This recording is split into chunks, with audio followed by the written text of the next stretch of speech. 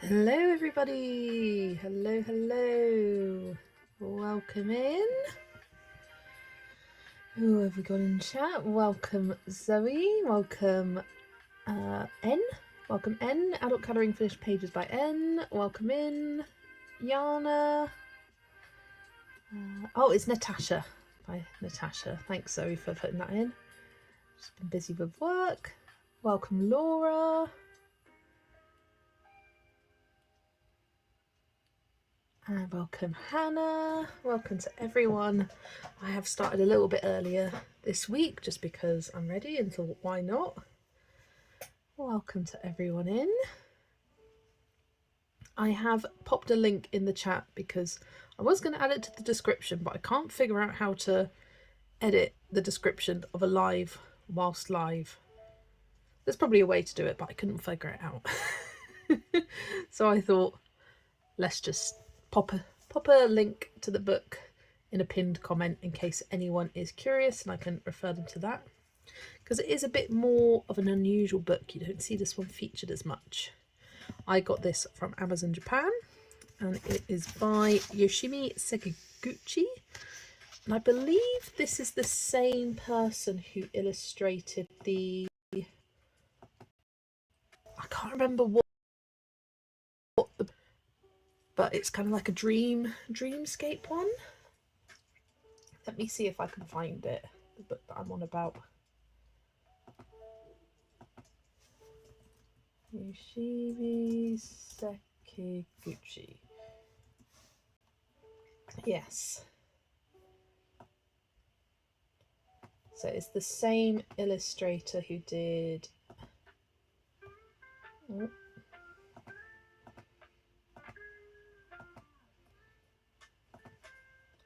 This one by I think the I can't remember what they've got a different like an English name. I think Peggy Nile in the French version or something like that, but it's this one. It's the same illustrator that did this Garden of Dreams book. Yeah, Yoshimi Sekiguchi, and I wasn't so interested in that one, but I love the artwork in this one.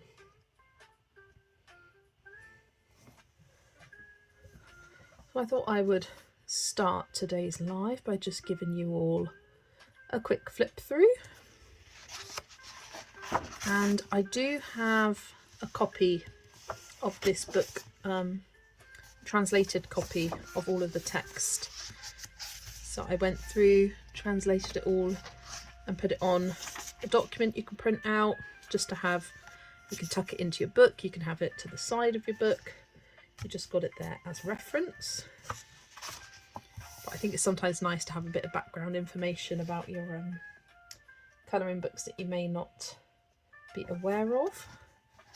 Here you've got Zeus, and I think this is Athena. I haven't translated them on each individual pages, but I've translated them at the front. Oh no, it's Hela. Zeus and Hela. Then Aphrodite and Eros. Then we have Poseidon and Apollo. Yeah. And we've got Hermes and Athena. Yes. Nope. Artemis. This one's Artemis. The next one's Athena. She is Athena. And this one is Hephaestus. Nope, this one's Ares, and this one's Hephaestus, and then that one's Hades. Then we have Demeter and Dionysus. So I've got all of them and the little descriptions translated there, and you can find that in my Ko-fi store. And then we move into the different kind of stories, and this is what I will be colouring. I'll just have mine up to the side so I'm not flipping back and forth. So this is The Birth of the Milky Way, gorgeous page. Play around with galaxy background for that. The Birth of Aphrodite. It is The Love of Aphrodite and Adonis. The image you can see is taken from the front. I love the reds and pinks they've used there.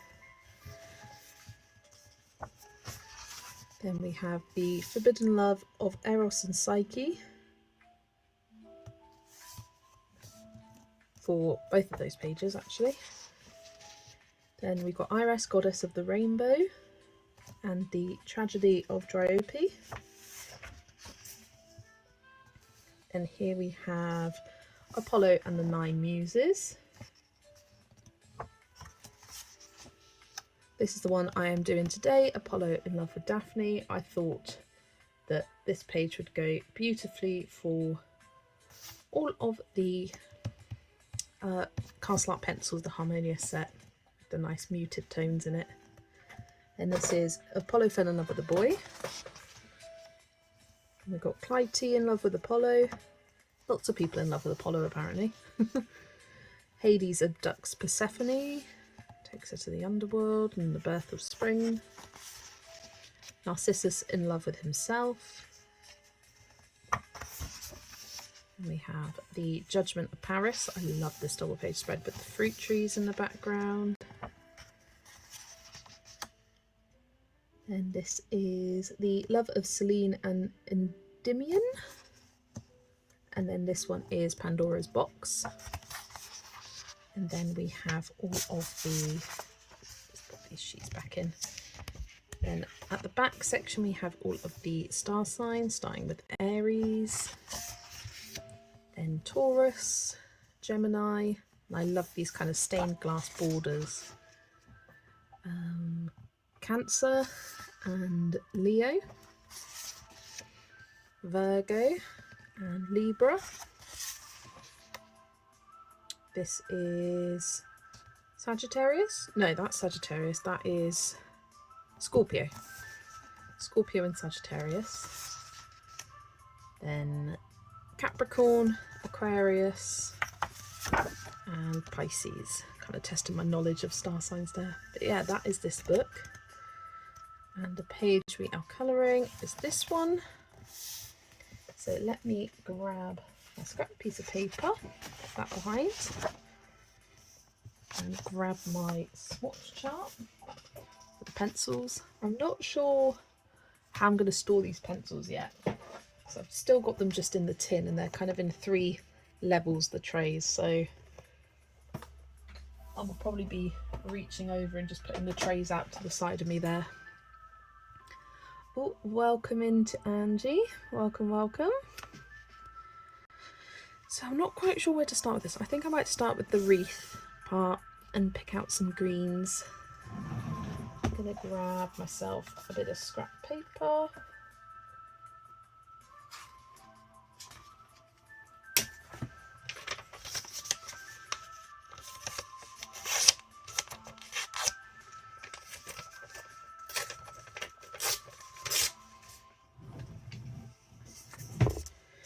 And then, what was this one called again? Apollo in love with, I forget who he's in love with in this one.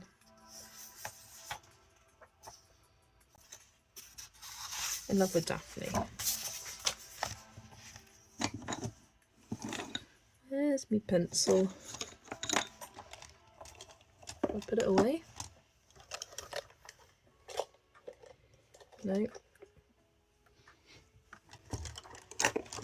There's my pencil. Welcome in Holly, Saturn. Welcome, welcome. So this is Apollo.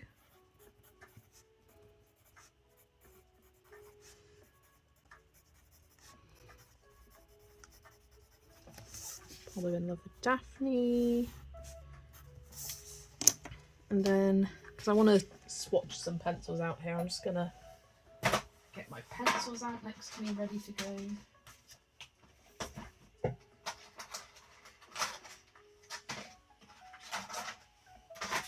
Okay. Welcome, Kimberlyn. Welcome, welcome. Lovely to have you join us. So I think for these leaves, pine green looks good. A mellow sage, perhaps, pale apple. I'll grab those. Pine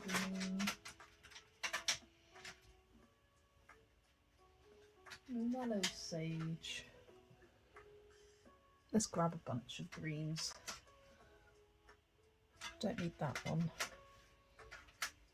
Seafoam green, pale apple, and a low green. Just getting out a bunch of greens ready to go. Welcome Jamie at Finding Joy in Colour. Welcome, welcome. Yes, Kimberlyn, what is everybody colouring today? I have not got that far yet. So let's try pine green. I just want to test the blend of colours together. Pine green and mellow sage.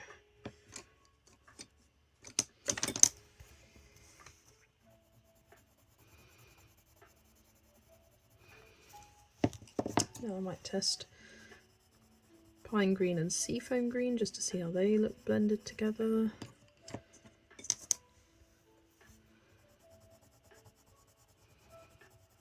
Yeah, that one's a bit bluier in tone. So I think I'm going to go pine green and mellow sage for the leaves on the wreath surrounding it here.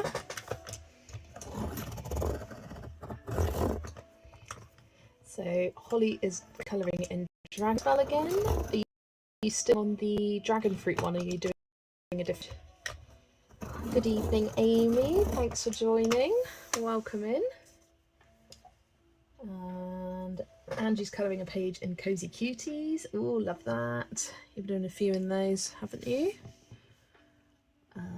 Kimberlyn's decided to use my live streams to either colour Matchstick Mouse or work in your Colossal Extreme Colour by Number book. Yeah, those are great options. I was colouring a Matchstick Mouse in Steve's live stream the other day. And then when he finished, I finished a very, very long-term whip that I was not happy with. Let me try and move this so you can see what I'm doing better. So I've just got the pine green here. And I colour leaves slightly differently depending on the page. For this one, I've decided to do it so there's a shadow on this inside line and then a shadow at the bottom as well. So if you think of the lines as they are, I'm colouring on the right hand side of the lines where the shadow is and have the highlight on the left hand side of these lines. And just try and keep that consistent. I may change it over here so it's the bottom that's shaded, but for all the ones around here it will be shading on the left, highlight on the right. Laura's not colouring tonight, just watching. No problem. Natasha's colouring in Grains of Gold by Hannah Carlson. You've done 3 pages today. Love that. Is that all in Grains of Gold? Because that's very impressive. That is very impressive. Hannah's pages do take me a little while to do.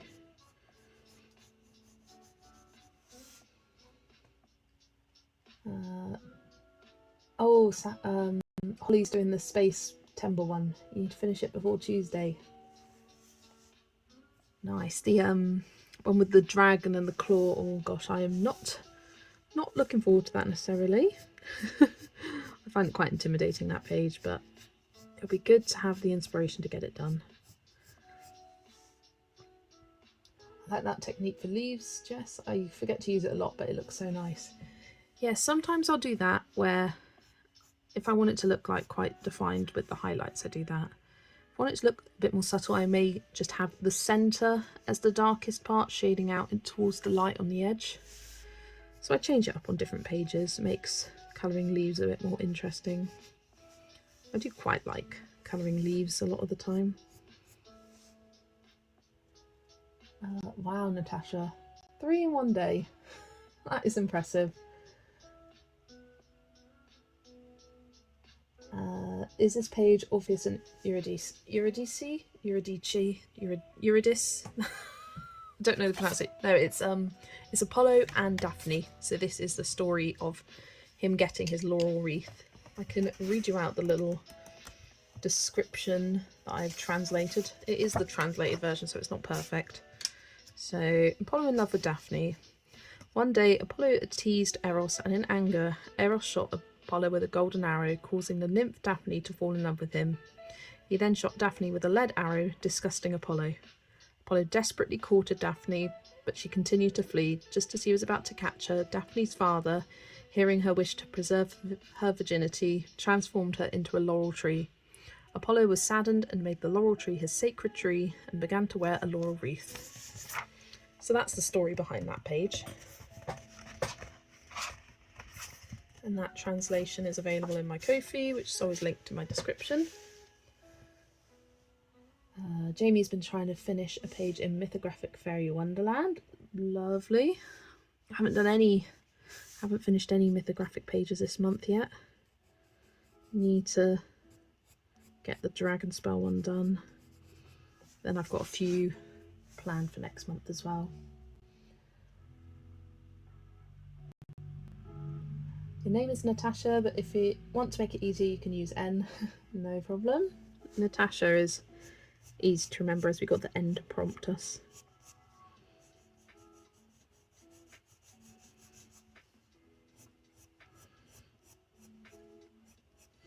I've had a bit of a filming day today.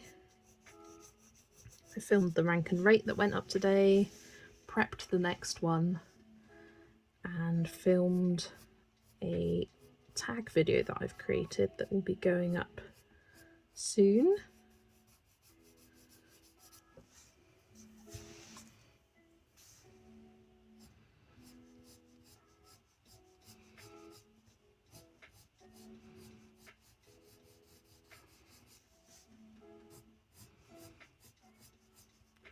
I was going to do Colouring Heaven as my next rank and rate, but ooh, those are hard to rank because for me, each one of them there's completely different artists between them, and what you like from one artist, you like equally from another, like, because different artists give you different vibes and needs. So that one's probably the hardest ranking that I've ever done. I've got a ranking, but it could change. I've already tweaked it slightly already. And I don't have very many Colouring Heavens in comparison to their library of, what's it, over 120 something. It feels, even though it's difficult doing your normal rank and rates, it's easier because they're all by the same artist. You can compare it to each other, whereas it feels wrong to compare artists versus artists. So this one especially is my opinion and just what I'm drawn to colour, rather than ranking the artists themselves, because that doesn't seem fair.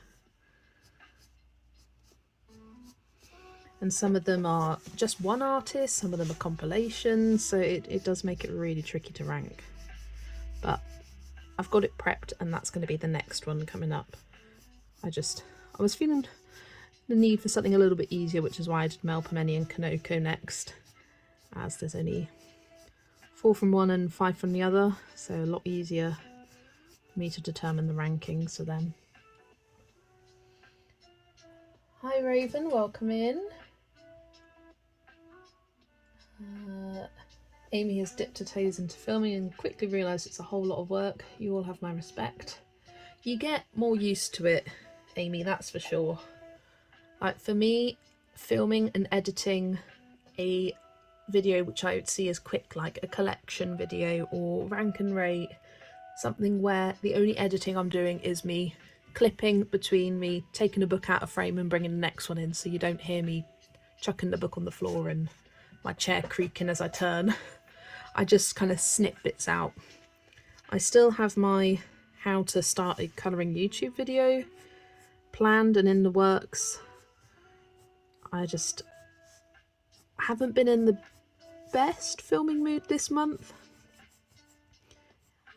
so haven't sort of had the opportunity to sit down and film that one yet, but hopefully soon. I think it might be next one, because I want to include, it's just trying to make sure that it's the most helpful it can be and making sure I'm filming it at the right time. And so I think having it when I've done a completed pages is useful. with that footage that I can show how I edit it, as that's the most complicated to edit, because you've got the clipping between books, but you've also got pictures to add in and sometimes text, which does take a lot longer.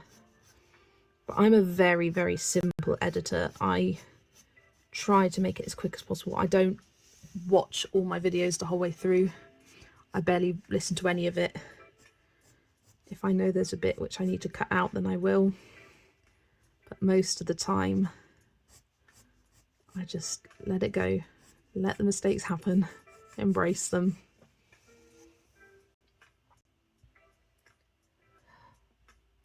I think I said welcome into Raven. If not, welcome Raven. And welcome Kaz. Raven's trying not to sleep whilst feeding the little one. Oh my gosh, Steve said to me, the Castle Art Harmonious go down quick. I'm like, don't, they don't if you use lighter pressure. No, I did hear someone commented, I can't remember if it was on my stream or a comment after the stream, but someone did say that they go down quickly and you need to sharpen them regularly. I noticed when I was swatching them, they were very crumbly.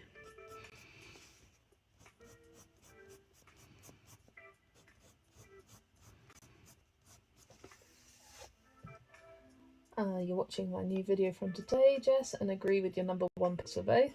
I think with Melpomene and Kanokawagusa, there's less variation in terms of what people's favourites are. Like the least favourite tends to be common among people, and the most favourite tends to be common among people. And even the ones in between, like I think out of all of the artists I have, those are probably the ones where people will go, yeah, I agree, that's my favourite, or that's my least favourite. Yeah, it's just interesting how some artists there's a lot of variation with people's rankings, and others where it's pretty similar.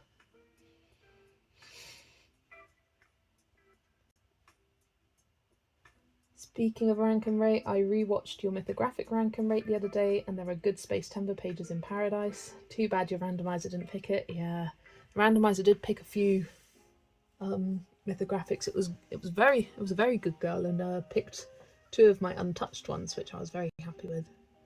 But mythographic is one of those series that I think every single book has space themed pages in it, or something that's spacey. I noticed a lot in Melpomene's book as well. He makes you giggle. Hee Steve. He filmed 3 hours of me colouring in gold, managed to cut it down to 12 minutes with a combination of snipping out pauses and speeding up a lot. But I realised my hand covers up the view. Yeah, it's so frustrating, Amy, because you're editing it and you see like, oh, my hands are in the way, and then you get comments from people saying, this video would be a lot better if your hand didn't block the camera view. And it's like, I tried my best, believe me, I'm like rotating my book, but when you're colouring, you're not thinking about blocking, and if you're colouring like this, that's fine. If you're colouring like this, that's fine. But you've got to be really mindful of how you're colouring and changing up what you're doing and trying to make sure the book's straight as possible. And sometimes my hands just don't, it likes to bend in a certain way but not another. It is very tricky. One of the hardest things I edited was my Lonely Pumpkin short series. Those took me probably just as long to edit as they did to film, and they took about an hour to film, and then editing it down to 1 minute. Oh, it was such, I did not enjoy it. I was so glad for that series to be over, and I'm not sure if I'll do that again, but it was a fun experience, and it was nice to get a bunch of pages done in that book. But yeah, the editing took forever.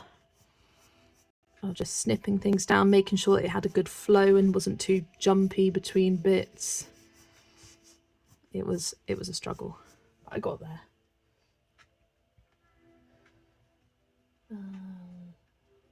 Oh, I'm behind on chat. Oh dear, very behind. And it's going to take forever to write captions, so I could do a voiceover, but then I would have to plan what to say. I'd say voiceover and just go with the flow. Not necessarily, maybe give yourself a bulleted list of what to say, but voiceover is more, I think, entertaining to people watching the video than having to read captions, especially if you're colouring alongside you. Means that you don't have to read them.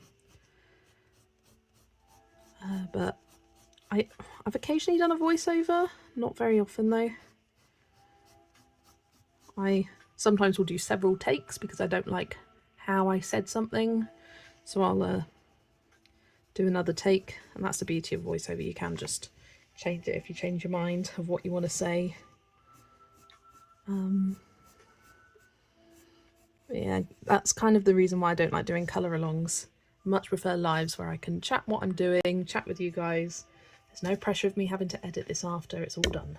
Oh, I just hit the camera. Castle Art is your first set of colour pencils, but I love them.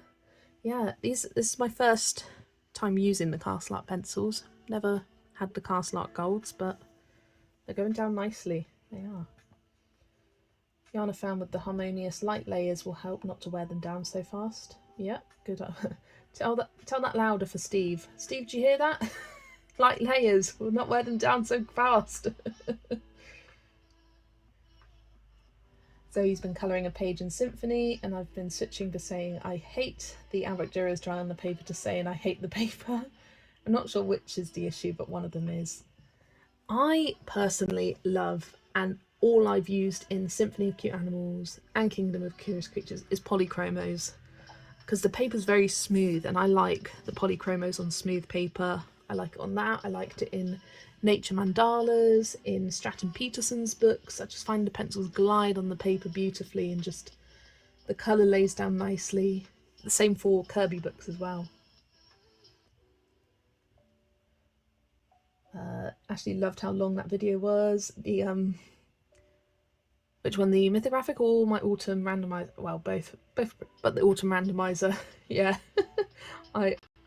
I did start it, or I have a story to tell with that, but I want to get caught up in chat. But I will tell my story with my autumn randomizer whilst I'm colouring in a moment. Labyrinth has some awesome pages. I haven't touched mine yet either. Ooh, Amy, hit me up and we can organise a buddy colour. People are so rude. It's not necessarily being rude, just saying like, oh, it would be better if your hand was like, they want you to be helpful, and I want to be helpful, and it's like, believe me, I'm trying my best, but sometimes they just don't quite realise how hard it is to colour whilst being mindful of, oh, sorry, just whacked you again and again, mindful of that as well. Your main issue is keeping it in frame, haha. Yeah, I know there's been several videos by you where you're like colouring down here. You're just like, move the book up. I'm constantly looking up and being like, okay, is that in frame? If you ever see me colouring and then pause, it's because I'm looking up just to check that I'm in frame, because I get paranoid. Maybe I'm being too strict with the space theme. Maybe I have a narrow vision of what that means. I had a hard time finding pages. For me, Kimberlyn, it's just any page that is set in space. You could use a galaxy background on, has planets on it, stars on it, moons. All of that is space themed. Search space themed pages or space temper pages on YouTube, because I know last year quite a few YouTubers did a space temper pages video and what things worked for that. So if you're wanting inspiration, definitely search for that on YouTube. Ashley agreed with my decisions on my video today. Yeah, a few people have. People are so rude, especially considering they are giving feedback to folks who are doing unpaid labour to bring us content. I can see if it's a video for patrons or subscribers, but otherwise, hush. I don't mind constructive feedback, and that sort of, like, they didn't comment it in a rude way at all. Commented it like quite nicely, and I don't mind receiving constructive. It's when people go, it's the kind of, just for me, the ones that get to me, well, they don't get to me, but I find they're the rudest, are the ones that say I'm obsessed with buying things, or over-consumerism is terrible in this society, and I'm just colouring, I'm just having fun, I'm just buying books, leave me alone. Like, they don't bother me, but those are the ones where I'm just like, right, that's unnecessary. You love the randomizing video. I didn't even notice the 3 hours, it went so fast. Yeah, I love watching them too. Remember, Shell was the first one to make them. Love the randomizers. Oh no, Ashley's had a rough Friday, not a fun Friday. Not long till the weekend, yeah. Fun time later, yeah. Did you manage to find a picture? Are you still choosing? Oh, that's to Kimberlyn. She's going to do the rocket page and small victories, but that's all I've figured out so far. It's not fun right now. All my bosses want stuff, and 2 of the auxiliary people want hard scheduling, and I want to hide. Oh, bless you, Ashley. We all have those times at work, though. I know I just go in my zone and then realise I'm like, oh crap, sorry folks. It's okay. It's fine. It's funny. It's funny seeing you just kind of like slowly edging out of frame. I find it funny anyway. Good idea to do a search. Yeah, definitely search Space Timber pages. I know lots of people did them last year. Shooting Star and City Among the Stars are my only space books. Hannah Carlson has that space book. Oh, you show us that haul. Don't you dare skip them. No, I won't. Don't you worry. There's been lots of drama around the whole colour talk and overconsumption stuff. Could be worse. You could be buying drugs. Exactly. Exactly. There's, yeah, another one. Another comment. These conversations happen also in the fiber arts community, probably with a lot of hobbies. Yeah. People don't seem to mind those with a vast part of reading books. I always say that you would never look at someone with a library of reading books and go, "You're, are you ever going to read in all of them? That is insane. You're over-consumerist society." No, you'd never say that to them. You'd be like, "Wow, that's impressive. Good for you." Whereas this is just a library of line art. It's the line art library. Who was it that said that? I think it was it Jojo Zahana? No, she used to say that, I think. Yeah, it's just, why do you feel the need to comment on other people's spending? You watch it and think, whew, she's got a lot. Like, fair enough. It is a lot. I've got over 200 and something books. It is a lot. But it makes me happy. And I'm not financially struggling. I'm fine. This is my hobby. This is what I do. I don't go out. I don't go drinking. I buy colouring books and I sit at home and I colour all day.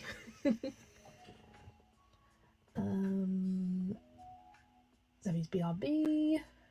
Oh, Jamie did a Space Timber collection video last year, so that's one person that you can check out, Finding Joy in Colour.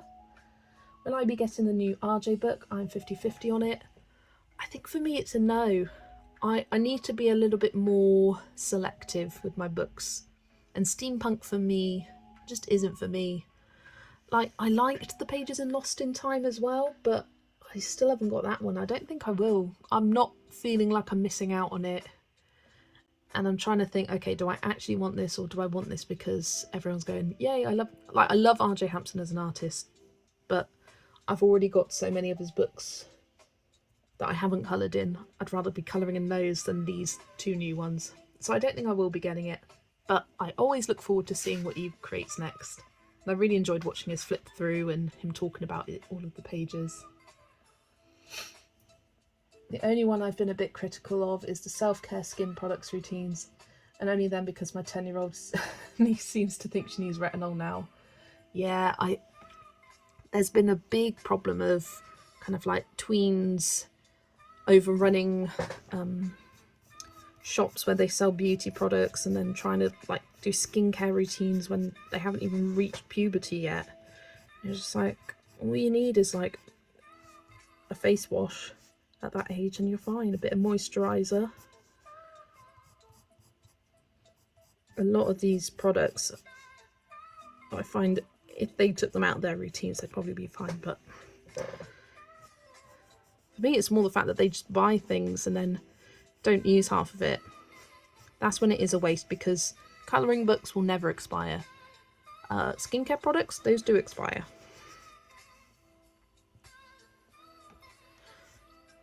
So, what I was going to come to, now caught up with the comments, and what I was going to say about my randomizer video was I had a whole roller coaster of emotions with that.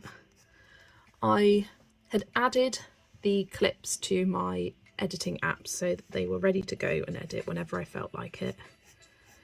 I added it to the app, saw that it was 210 minutes long, which is 3.5 hours, and I was like, whoo, that's going to be a lot to edit down.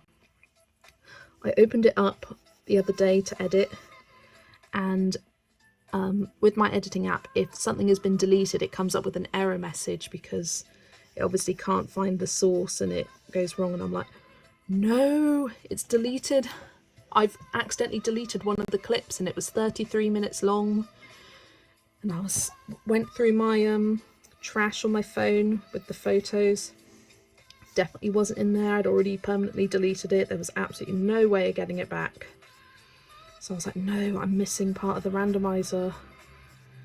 And I was like, right, okay, let me just start editing and I will see where it got up to, what books got cut out, and I will decide what to do from there. Because I was like, do I fake it?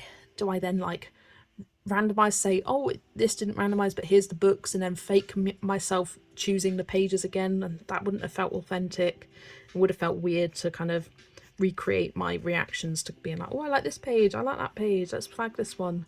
Or do I just go, here's what was randomized and accidentally got clipped out, and then show the pages? But then that would have been a bit boring in my opinion. And then it turned out I must have accidentally added a different clip from a different video, and it was all there and it was all fine. So I was like, no. I remember I messaged Zoe and I was like, disaster, I've deleted a clip, what am I gonna do? No. Right, let's start editing it. And I was like, crisis over. No crisis. There never was a crisis. The clip wasn't part of the randomizer video, so it all turned out fine in the end. Because I was also thinking, like, do I just clip the bits out and then just randomize those few books that I missed? But didn't have to worry about any of that in the end. So glad that that was an accidental addition from a different clip, from a different video that I'd already deleted and gone through. I only have one of them because of Colour Along with Zoe. I thought I won't like his books, but I found out to enjoy them a lot. Is that hide and seek you're talking about, Raven? So Raven was asking if I was going to get the new R.J. Hampson book, and then she said that she only had the one of them. Yeah, I love hide and seek. That's my favourite, as you can see in my rank and rate. Welcome, Brittany. Your left shoulder is very sore from trying to carry a bigger package of toilet paper along with a full pack of paper towels down 2 stairs to my mum's rental apartment. I feel like I might have injured my left shoulder though. Ooh, right. But please be careful when carrying toilet roll. It's a dangerous business, carrying toilet roll downstairs. Don't carry more than you're able to. Hope a bit of rest and it will be okay, Brittany.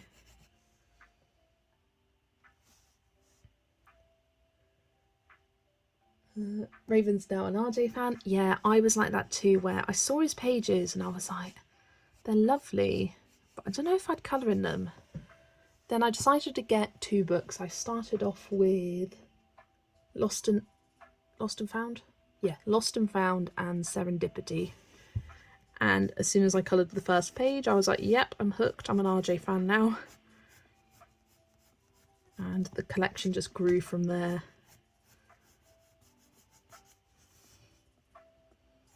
But if I could go back, I think I would have spread out getting the 4 books that I got when I did, which was Forest Song, Night Garden, Frog's Tale and Moonlight Mischief. I got them all at the same time, and for me that just meant that they all kind of sat there untouched for a while because I wasn't sure which one to start with.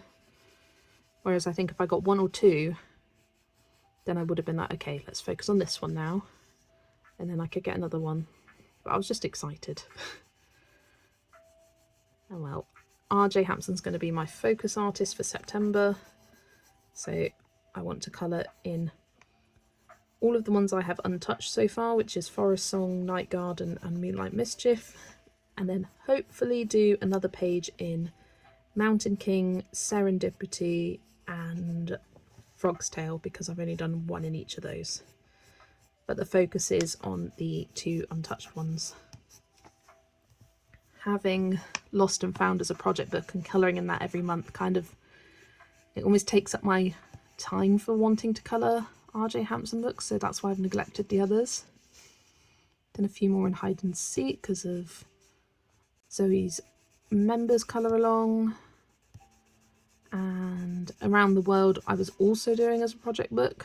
We've now put a pause on that, so I was getting a bit burnt out with that one. So glad that I'm able to find the time to colour in some of his other books.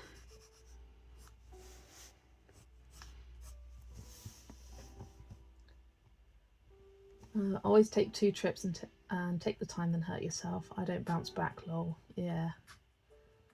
R.J. Hampson has digital PDF copies of some of his adult colouring books available to sale on his own website. Yes, that is true. Yeah, he has quite a lot of... he has all of his books, and he has like little mini colouring sampler packs as well. He's got lots of things available on his website. And he has a newsletter that if you subscribe to each month, he sends a picture of a free picture. So sometimes you'll see people colouring that and you'll go, where's that? What book's that from? And it's from his newsletter that you get free each month. Oh, welcome in Rochelle, Chilean Crafts. Welcome, welcome. RJ is one of the artists I buy to collect more than colour. Oh, well. Nothing to apologise for that, Holly. You collect who you want to collect. Some artists are auto buys and you buy everything they make, and that's perfectly okay. Nothing to apologise or feel bad for that. You can collect just for the joy of collecting.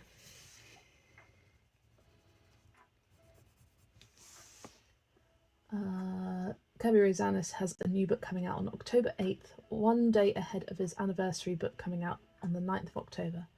It's called Zoo Mythology. So that new Kirby book, it's not this year, it's the next year, it's 2026, I believe, and it's Zoomorphia. You were very close with Zoo Mythology. Yeah, it sounds really cool. Sounds really cool. I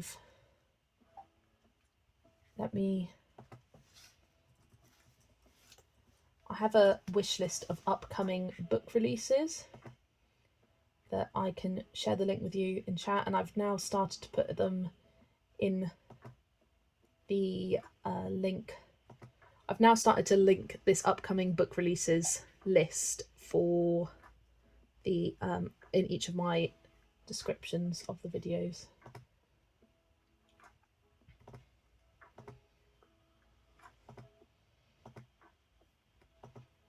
Copy link. So this is my upcoming book releases, and you can see the new Kirby book in there. It hasn't got a picture yet because that's how kind of new it is. The new Kirby books are an instant buy. Yeah, it is next year. Oh, that reminds me, I need to ask my Meadow members which page you'd like to do in September, which means I need to shortlist some for the poll. Go have a look through your books and see what's speaking to you, Zoe.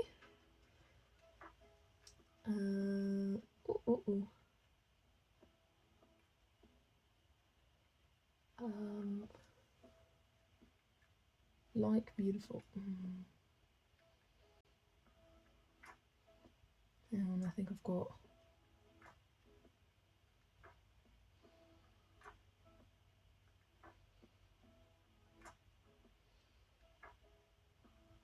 there we go.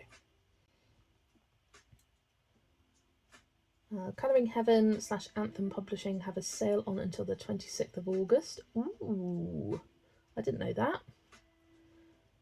I'll check that out. So for Zoe, every other month we are doing R.J. Hampson's Hide and Seek, meaning the other months we will be doing a random book. This month I chose Magical Worlds by Johanna Basford. We are also doing 30 Spellbound Cloudy Scenes by Kamila Indrakova. Rochelle found out last week your job was laying me off soon, don't know when. It was also my 10-year anniversary with the company, so they gave me money to redeem for a gift card, so I ordered a 60 set of the polychromos that are arriving today. Yay! So that, well, that's a bit of a yay, but also a no. having to look for a new job. Sorry about that, Rochelle, but new pencils, that is lovely. I hope you enjoy using them. Oh, looking at your list, I didn't know that Stratton Peterson won. Yeah, that was a weird one because it came up on Amazon and the release date was something like the 14th or the 18th of August this year. And I was like, I don't think that's right, because there wasn't a picture for it yet. It said no picture available yet.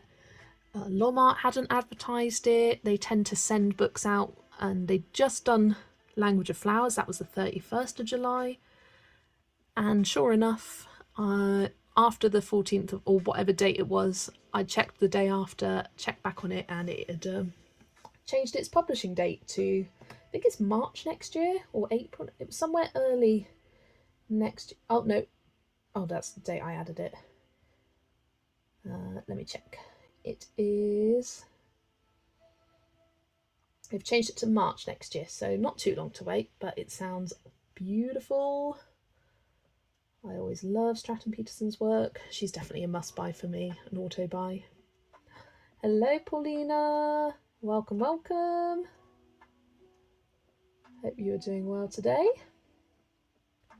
Thanks, but it's okay. Excited about the polys too. Yeah, you got to focus on the positives, Rochelle. That's all you can do.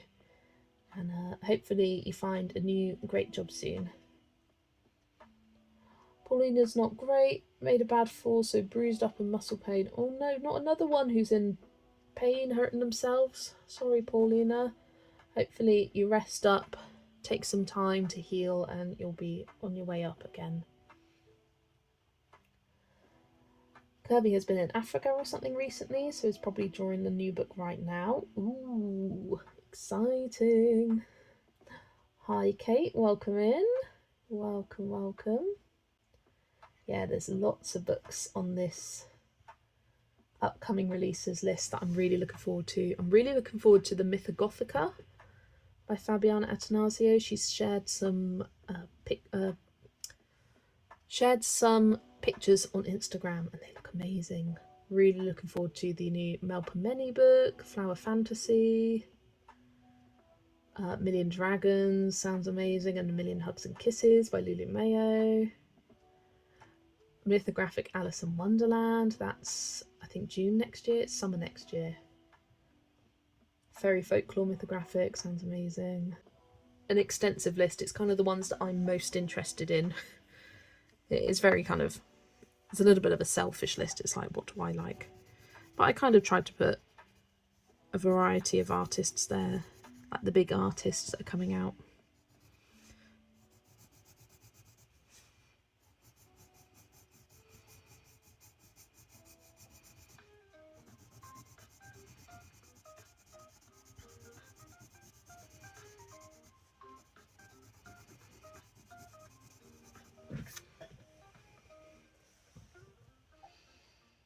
You need a Halloween book ranking video, so now I'll watch which ones to buy.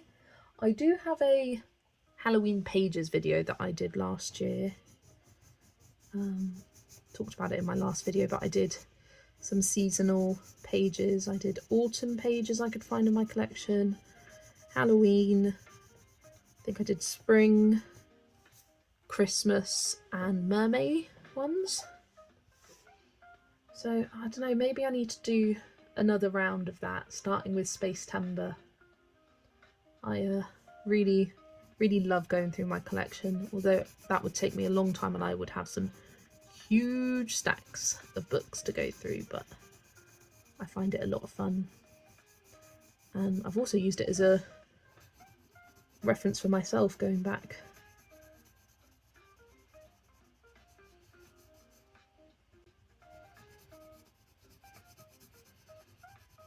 It'll be good to go through my whole collection and find all the space themed pages so I can record that down in my journal.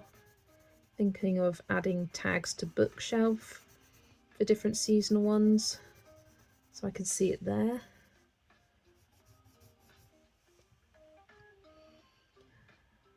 I will be fine, just taking it slow, colouring a lot, watching YouTube. The best kind of recovery, Paulina. Alice in Wonderland is June 30th next year. Can't wait. I'm very, very interested by that book. Very interested. Because he's done a few Alice in Wonderland inspired pages before, but never has a mythographic had such a specific theme, like on a specific story. Just shows how many mythographic concepts there could be. We've had birds, dragons, summer, winter, mythical beasts, voyaged, animals, all the animals, crystals, all the types of fairies and fairy wonderland, fantasy forest.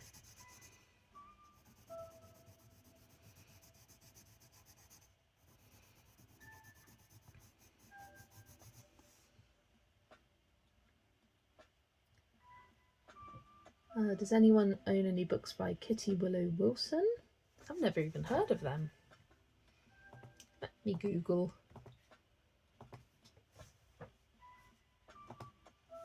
Kitty Willow Wilson. Wobbly Willows. Let's share this with you guys so we can look at it together.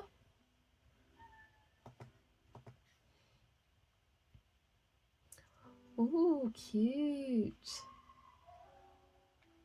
It's 100% artist owned and operated. Oh, Somerset, very local to me. Love that, just the next county over. Oh, look at those bookmarks.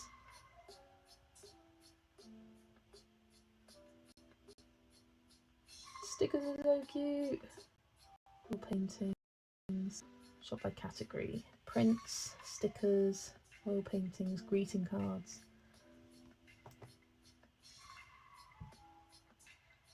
Ooh, sweet and creepy colouring.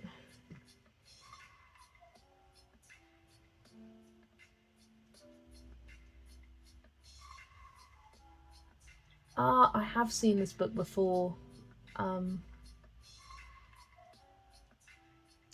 remember where I've seen it before. Come on, show me bigger pictures. There we go. Little cute ghosties, crystals. Alright, information. Pretty cute. I like it. I don't know if it's one that I would add to my collection, but I like it and it is cute. She does sweet and creepy books, Jess. Yeah, even if you said sweet and creepy to me, I wouldn't have remembered that was it. You want an Alice in Wonderland one? Yeah, sounds great. Now your head and shoulder, I fainted and kaboom. Oh no, Paulina. I don't own them, but I've seen them. Sweet and spooky. Me too. It's very specific, but I think with the number of creatures and scenes, it would be hard to think of new things for the book.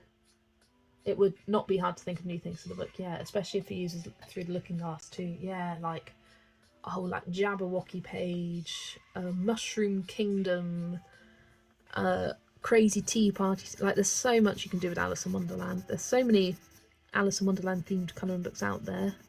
I've got 2 ? That are just themed to Alice in Wonderland, and there's so many others. I've got Colouring Heaven and the Escape to Wonderland by Good Wives and Warriors. I'm trying to think, do I have another one? I feel like I might. Looking at my collection, maybe I just have ones with Alice in Wonderland inspired pages rather than a whole book theme to it.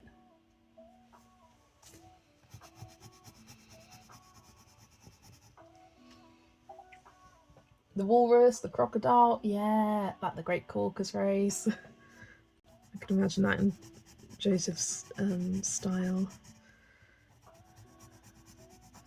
Walrus and the Carpenter, so many White Rabbit pages. Like Alice falling down the rabbit hole would be such a cool page.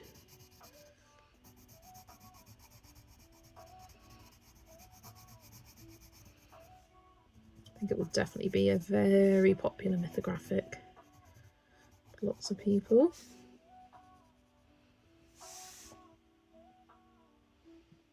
I really hope I will love that Alice book from Joseph. I'm quietly confident. What was it that I was looking for the other day that had an Alice themed page in it? Voyage.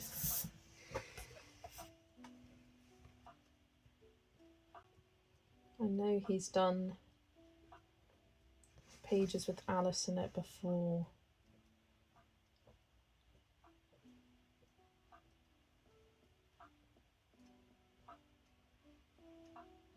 Oh, hello Vera, welcome in.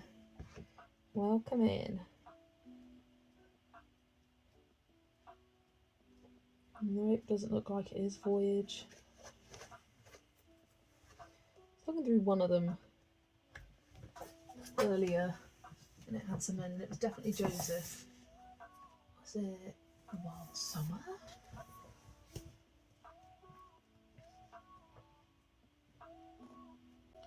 It's a page with like the caterpillar from Alice in Wonderland, like the hookah pipe.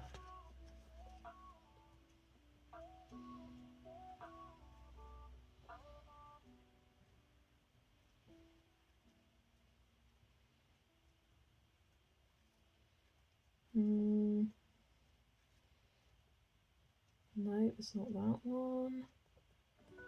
Is it Aviary? Oh, no, is it Labyrinth? Is it Labyrinth? Yes. Here. This Alice in Wonderland themed page from Labyrinth. This was the exact page I was trying to think of. I mean, if the pages are anything like this, I'm going to love the book. I know that for sure. I think there's one in Wild Winter as well, where it has a bunch of books. And it has a little hint to the next book, which is Voyage. Like, he's got Voyage written on one of the books, and then Alice in Wonderland or White Rabbit. It's got different Alice in Wonderland themes on the book spines. But yeah, that was the Alice in Wonderland page I was thinking of. Kimberly's hosting an Alice scavenger hunt starting next month through to December 2026. That's so exciting. Loads of prompts for that.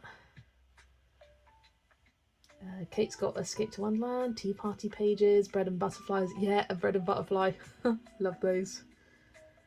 That's fun, Kimberly. Might try to join a little bit without having Alice books. Yeah, because that's the great thing about using Alice in Wonderland as a scavenger hunt prompt. There's so many different like objects and things from there. You could have like tea party could be a prompt. You could have just rabbit, anything with a rabbit, anything with cards on it, playing cards.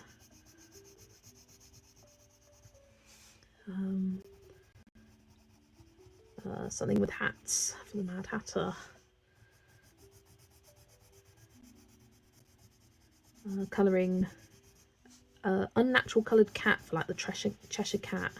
So many different prompts that could be applied to not just Alice in Wonderland themed books, to other books as well. Escape to Wonderland is winging its way to me right now. Love that, Kimberlyn.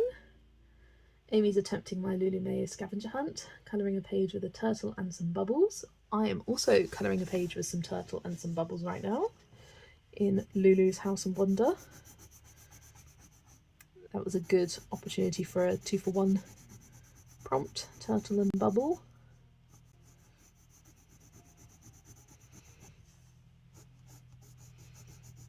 Yeah, I do have my Lulu Mayo scavenger hunt prompts ready for the end of this year. And I think towards the end of the year, I'm going to put out a Google form for people to suggest prompts. And maybe changing up slightly so I have like an animal prompt, an object prompt, some like a miscellaneous and an obscure or like specific prompt that you don't find in all of the books, or you only find in a couple of books, more as like a bonus prompt.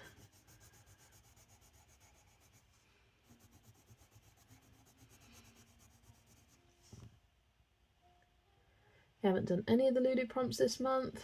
Get cracking, Zoe. Prompts for August. Oh, you're testing me now. Bubble, turtle. Haha. Gosh, it feels like ages ago I came up with the prompts. Bubble, turtle. I'm gonna have to look at my journal. Oh, llama and citrus fruit. Thank you. Yeah, I couldn't for the life of me remember what it was. You did try and find a page with all 4, but alas, I don't think there's ever been a month where there's been a page with all 4. Very, very few with 3 even.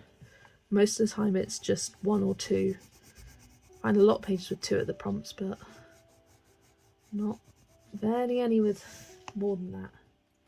You only found 1 page with citrus fruit. I thought citrus fruit was a great prompt because you could do it for orange, lemon, like grapefruit, whatever kind of citrus fruit you make it, because sometimes you see like a wedge or a slice of something. I found it funny. I think it was Colour and Create Bajana I was watching, her plans video, where there was a page in Kawaii Tarot and she'd been planning to colour that page for months, because each month for the past like 3 months had prompts which fit it. Let me find it. It was in Kawaii Tarot. It was, where is it? The temperance page with the glass. So I went for June. Then we had, it was otter and cherry for June. Then we had fish for July, and then bubble and citrus fruit for August. So this 1 page with very few elements on it went for 5 prompts over 3 months, and I found that really funny. And I have done ice as a prompt. Glass is coming up as a prompt someone soon. But I love this book for flipping through and finding prompts. It's perfect. Kawaii Tarot. You can almost always find some prompt, multiple prompts in this book. It's a perfect one for it. And the Lulu's House of Wonder is proving to be a great book for that as well. Oh, I picked up the wrong pencil. Does it count if I turn a bunny into a lemon? Amy, it counts for whatever you want. It's a prompt. It's a challenge. It's there to inspire you. If you want to colour something with a lemon colour and class that as citrus fruit, go for it. I'm not controlling anyone. I'm not the prompt police. I just create it for fun. Interpret it however you see fit to inspire you and your colouring.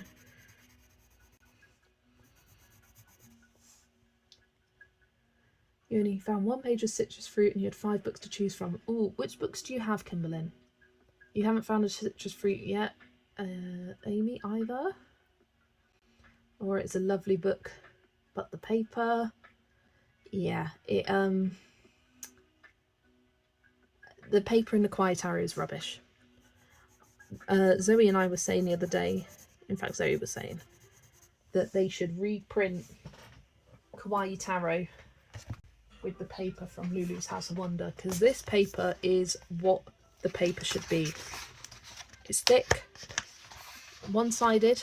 I mean, the one-sided thing doesn't matter, but it's thick. Water-based mediums go on there really well. Pencils blend beautifully. This paper is awful. It's thin.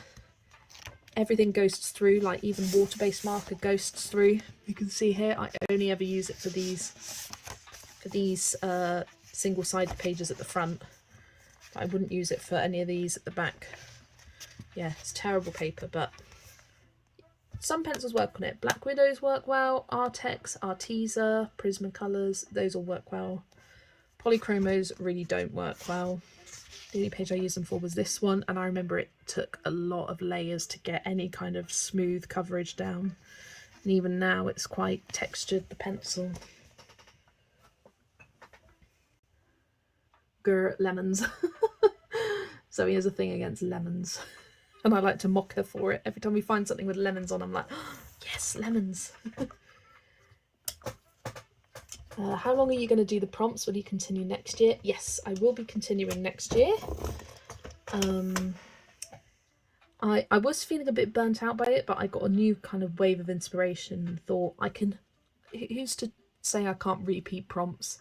So what I'm going to do towards the end of this year, put out a Google form, get everyone who wants to write a bunch of prompts on it, and I can collate them into a list and then spread them out throughout the year, and hopefully continue it for next year, maybe even the year after. We'll just keep going, because they are great for inspiring me and other people to colour in these books. And even if you do have repeating prompts, if they're for different months or with new books that are being released, you can colour different pages.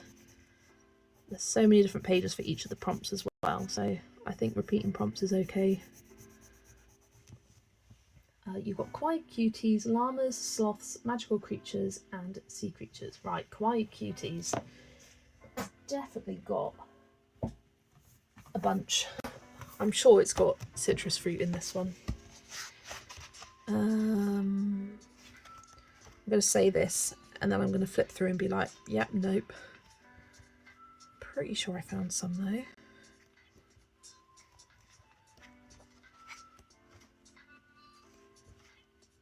Yeah, this is a book that has a bunch of dinosaurs in.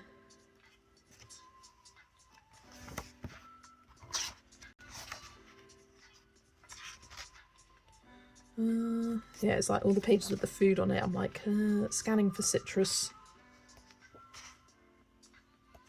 Maybe I was wrong.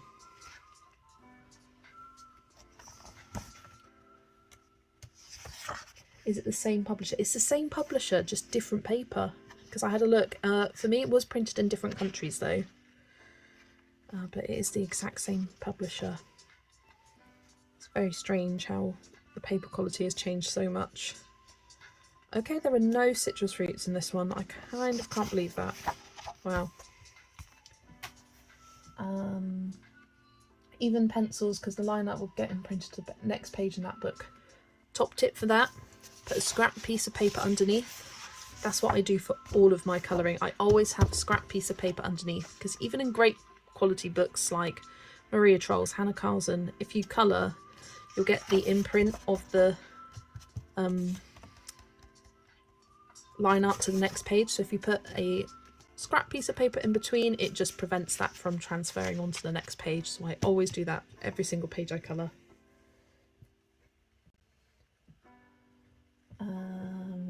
So we don't have any in that. Llamas. Let's grab the llamas now, because I don't have all of those books. I do have sloths, but it's in my destash pile. Looking for citrus. I know there's a lot of citrus fruits in her newer books. No, we got cherries on that page.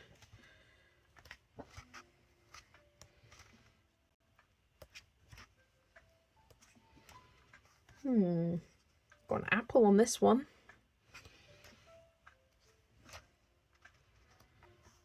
This is a good one for a space timber, little planets there. Could do a little galaxy background. I think I did planet as a prompt for last year in September, so I won't be doing that again this year. And I've also already done moon as a prompt and star as a prompt, and I don't want to be repeating prompts this year. I'm going to start that next year, so no space timber themed prompts for this year. Okay, yep, no citrus fruit in this one either. We found one in Magical Creatures. It's the page with the beverage. Sea Creatures is a dolphin page with citrus, I believe, because I think I had it flagged. I don't have that one, so can't speak on that. Haha, walking around Oxford, Jess was like, ooh, lemon this and lemon that. And I was like, bloody lemons, lol. Zoe doesn't like lemons. I love lemons. I think they're really cute. I love having a prompt. It helps me narrow it down. Yeah, I find it fun to hunt through your books as well. It's like an extra fun thing to do with colouring. My favourite page in Cuties is a stinky cheese page. Yeah. Maybe they learned their lesson and used better paper from now on, hopefully. You found one in Magical Creatures. It's the page with the beverage. Magical Creatures. I need to finish this page soon.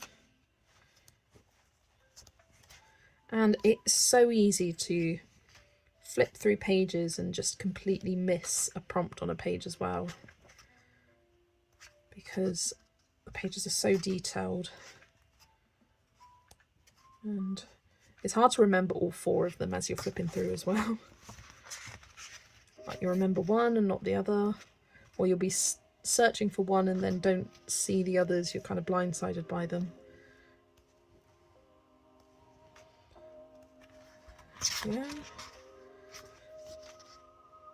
Where's me lemons? Where's me oranges? Where's my bells of St. Clemens?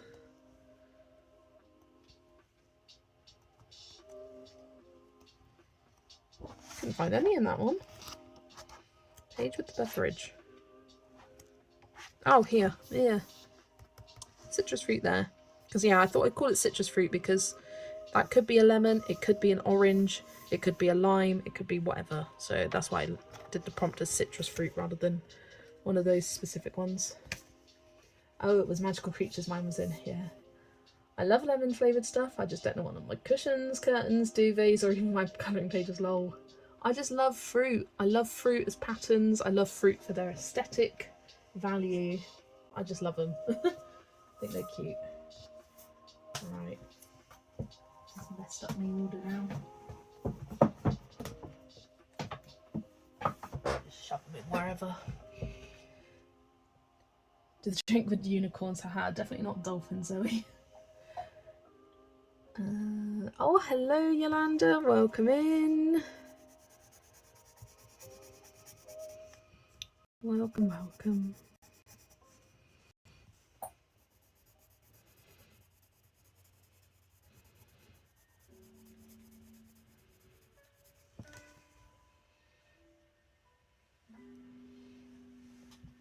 We were thinking of the same page. Yeah, there it was.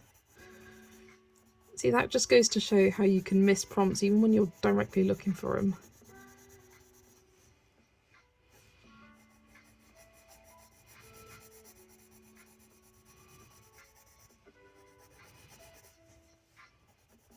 I know there was quite a few in A Million Puppies with citrus fruit in them.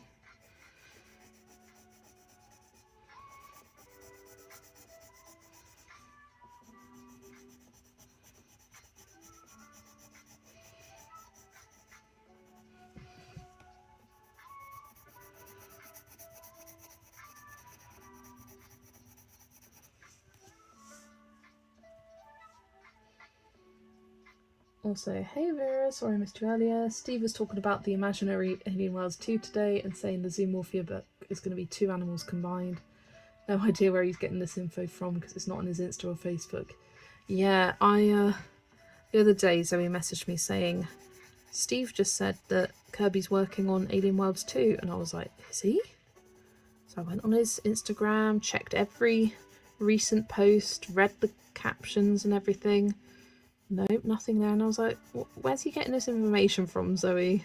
And she was like, I just checked too, and it doesn't exist anywhere. But from the description, Zoomorphia does seem to be combining things.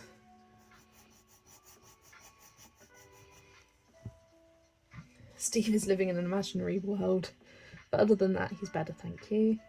You didn't even think to check the puppies or kittens one? Yeah, I am. Let's grab puppies. Puppies had a bunch, I remember. I say a bunch, I'm going to find like 2 now, aren't I? There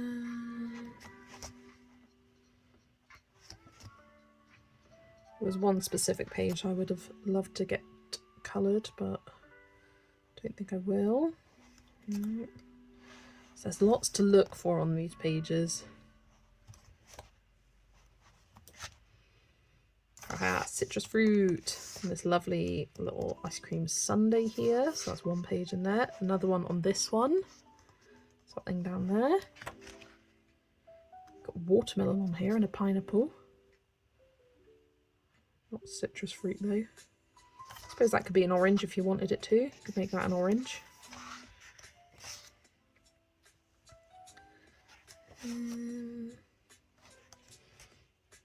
citrus fruit on this one, on the little cupcake here. I love that one with all the pumpkins and vegetables. We've got a kiwi. No orange, lemon or the like on that one though. Looks like it should though.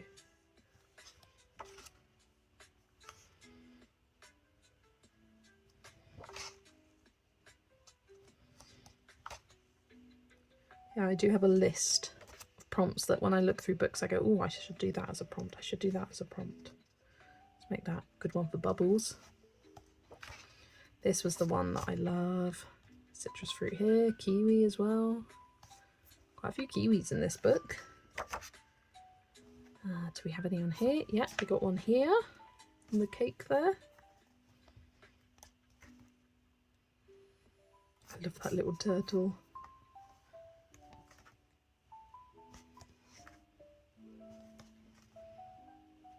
I think that might be it. But yeah, still quite a few in this book.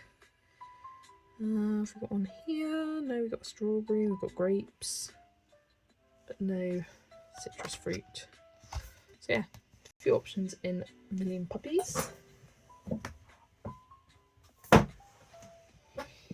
Okay. Do you think there'll be like the animals in Avatar, the last Airbender, like mole bears? I haven't watched that, so I'm not sure what those are.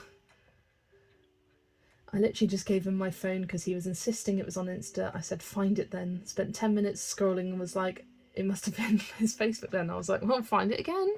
Find it again. She posted about zoomorphia, but nothing about Alien Worlds 2 that he's banging on about. Yeah, no. Kirby is merging an animal with his habitat, not an alien. There we go. Yeah, it was the book description. I can get the book description up here.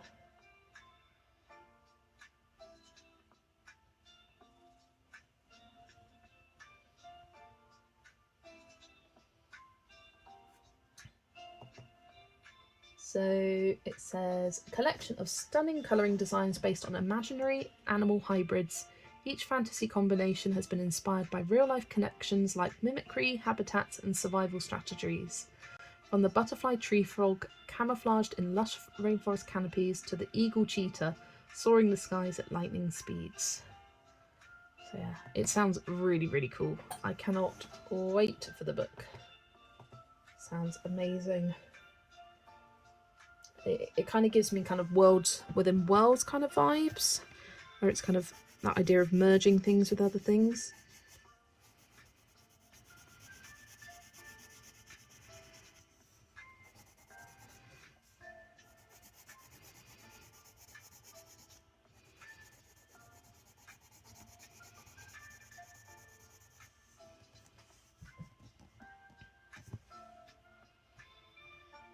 It will be amazing as long as it's not doodles. If it's doodles, I'll be very disappointed. I doubt it will be doodles, considering how his art style has changed. I very much doubt it.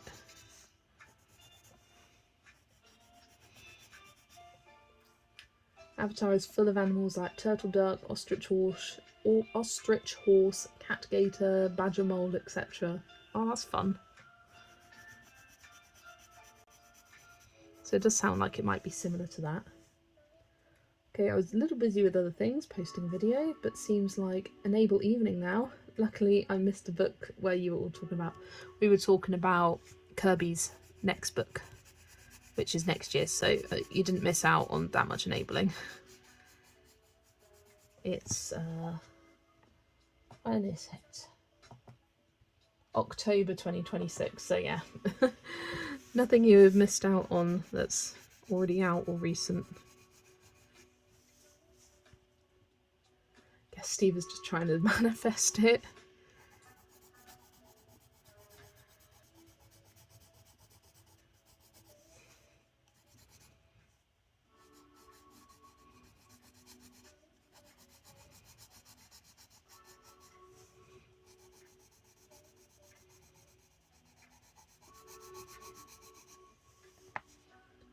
Cubby is fun, something I'm going to buy. Yeah, it's the new book Zoomorphia, where he's merging animals and habitats and animals with each other. It sounds really cool.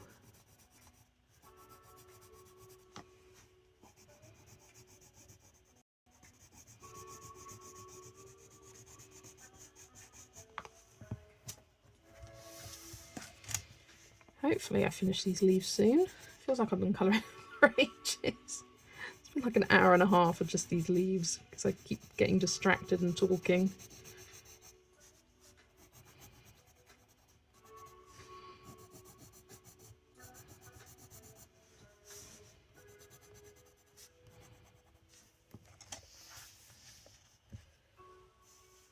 I just wish the new Cubby Rosanna's adult colouring book coming out later next year was available for pre-order on the Amazon US website. It doesn't matter yet, but it will become available very soon. This is very much early sneak kind of peek into it. I mean, we don't even have a cover art image yet, so don't worry about not being able to pre-order. It's not till October next year, so got plenty of time. If someone did a Warhammer colouring book, then maybe my husband would finally join in on colouring. I'm pretty sure, yeah, they do exist.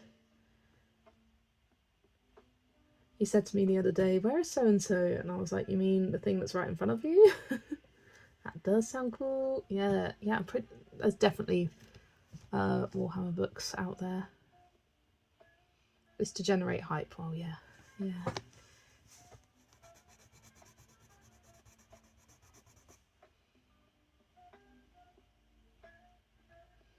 Hello, Amanda. Is it Amanda or Amanda? I've always wondered. Welcome to the stream. Lovely to have you join us. I shall have a look. I know there's D&D ones. Yeah, there's lots and lots of... For like basically any kind of fandom, there's a colouring book. Or majority of fandoms, I should say, not any fandom.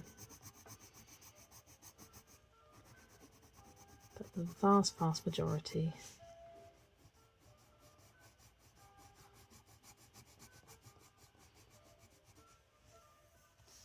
It's Amanda, yes. I've always wondered, so I'm glad to clarify that. Thank you for joining me tonight. Hope you are doing well.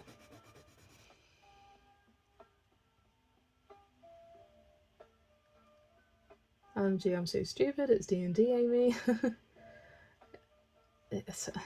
It's fine. You can get confused. I wouldn't have known the difference, to be honest, if you hadn't said.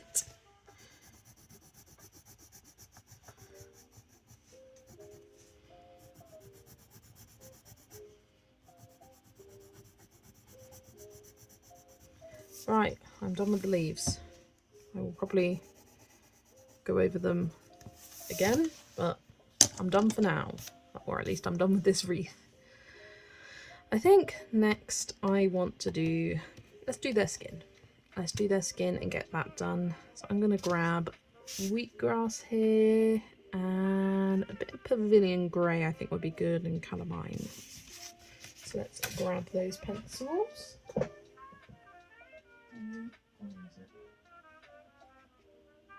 Wheatgrass, calamine, and what's the other one I said? Pavilion grey. There we go. So fun to catch a stream. I am very much enjoying my streams at the moment.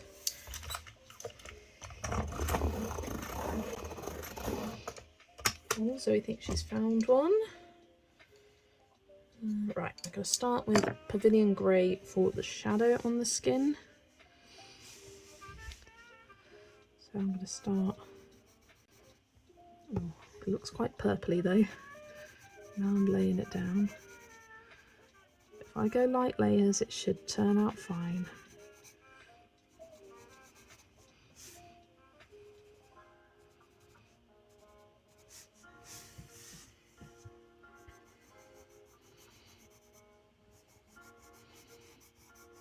It's funny, on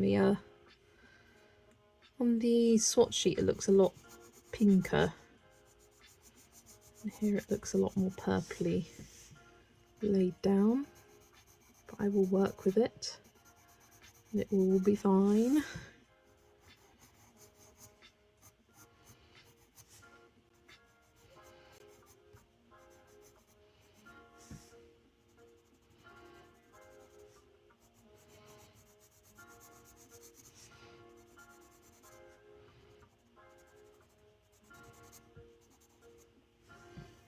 There we go.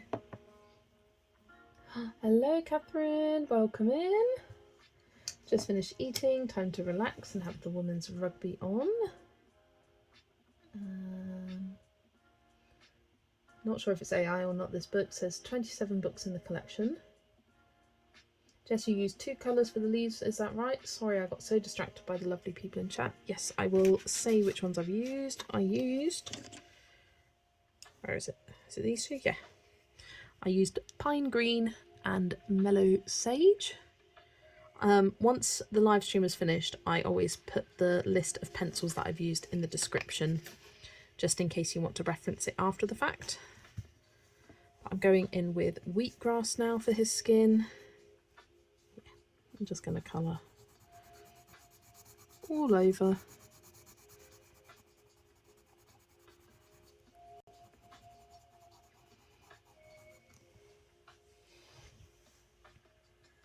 Steve is watching the women's rugby too. Amazing. He plays these weird alien cryptid things, so I'll see if there's any pages like that.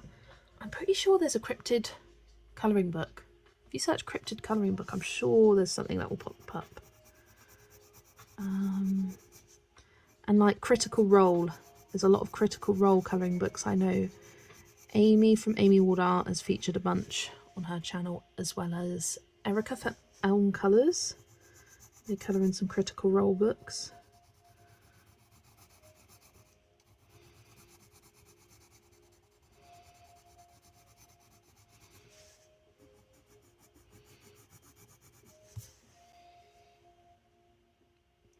Warhammer is really fun. I love painting the figures. I haven't painted any in ages. You may need to obtain this book.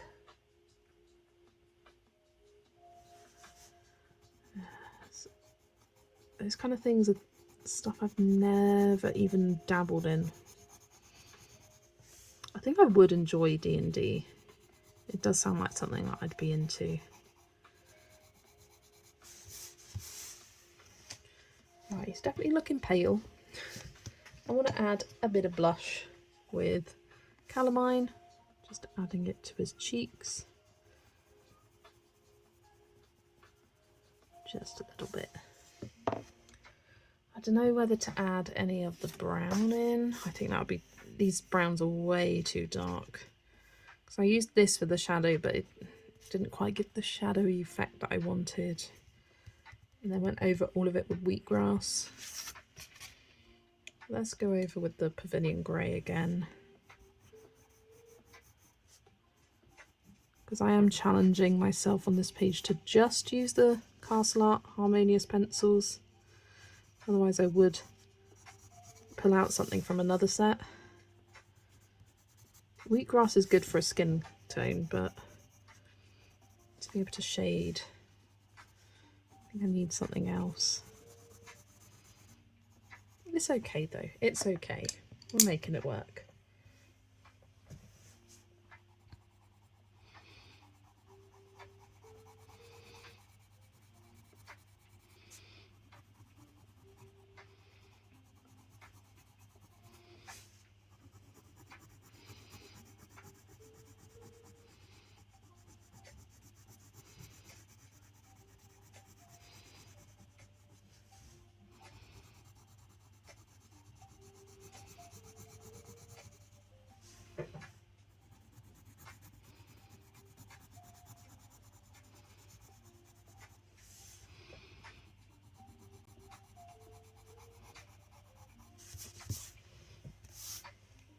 Yeah, it just looks a bit weird and purpley, but it's fine. Apparently they are called tyrannids, not cryptids. Cryptid sounds cooler. I agree. Although tyrannids sounds kind of cool. I'll do the same for her now.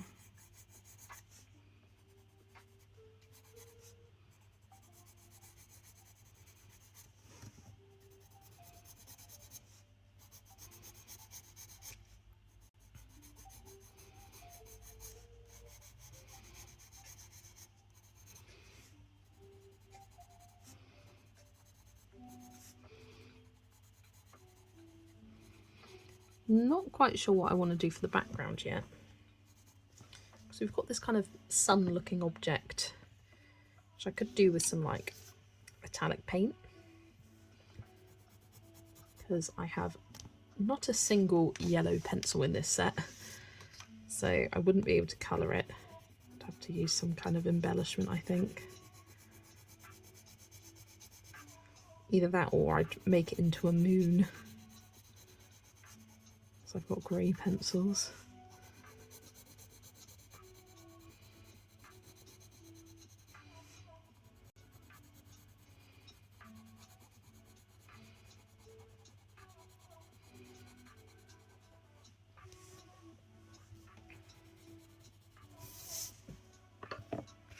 Let's grab the calamine.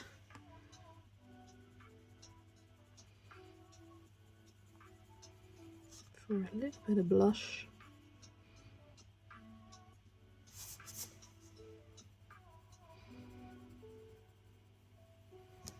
There we go.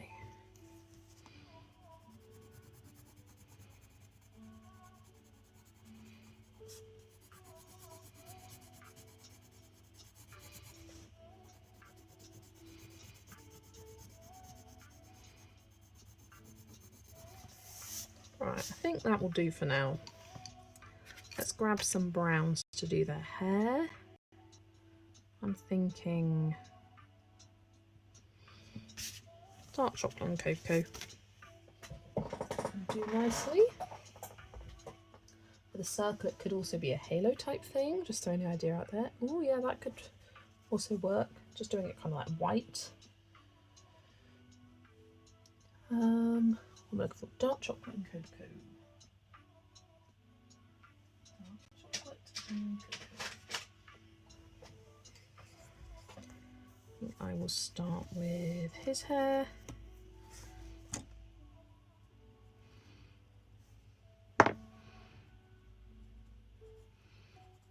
Just kind of following the strokes of the hair here. Picking one side of the lines to do my shadow on.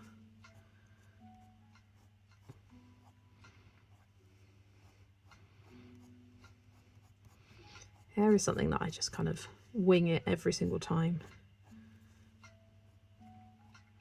Just add lighter areas and darker areas and it all turns out okay in the end.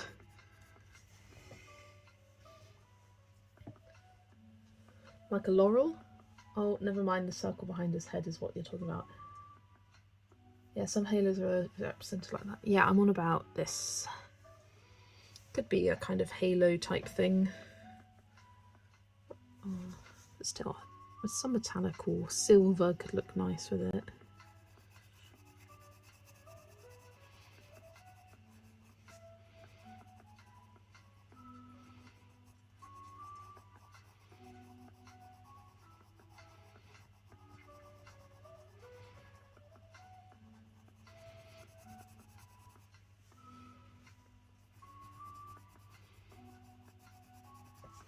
Kind of don't want their hair to exactly match though.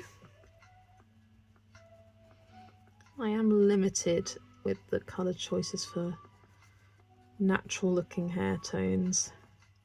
So I think I'll just try and make his darker and hers a bit lighter.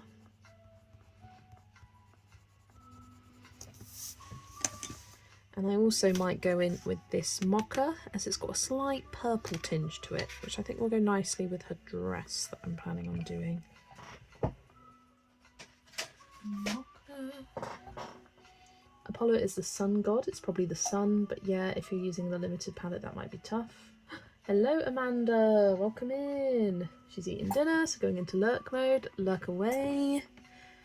Lovely to have you join us. Okay, cocoa.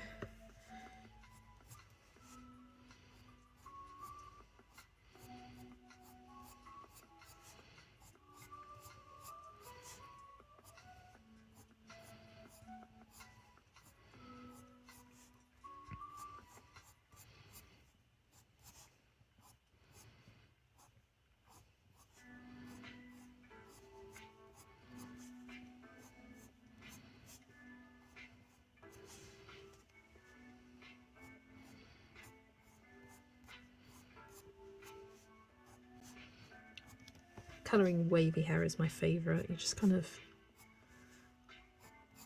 add shadows to some sections, highlights to others. I just find it very therapeutic.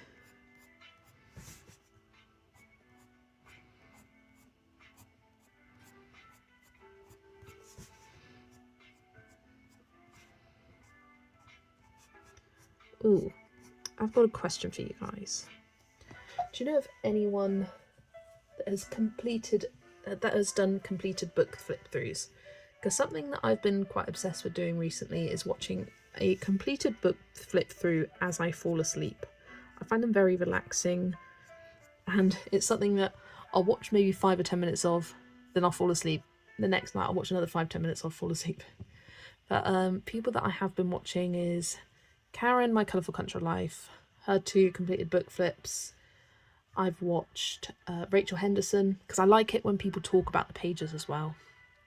Rachel Henderson, I really enjoyed, oh, who was it? Andrew from What Colourful Worlds. She's done some like 50% or 25% completed book flip throughs, anything like that. I'd be really interested to hear people who have completed a colouring book and talked through the pages and what they've done with it. Because I've tried searching and not many things come up because I put completed colouring book flip through. Oh, Amanda, you've got some Daydreams by Hannah and Mandolin by Maria Troll. Oh yes, I think I have seen both of those in the past, but I'll add them to my little Watch As I'm Falling Asleep playlist. Actually, I don't have this playlist. It doesn't exist, but I will add that to. Maybe I should. No, that's a bad idea because the playlist plays through automatically unless I turn the settings off. Yeah, completed books, specifically completed books.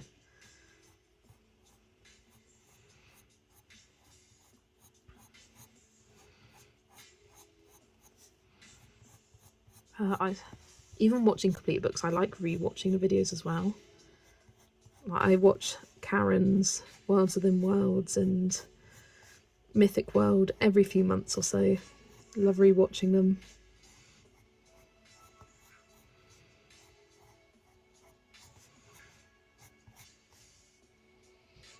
And Amanda's also got some 50% progress videos.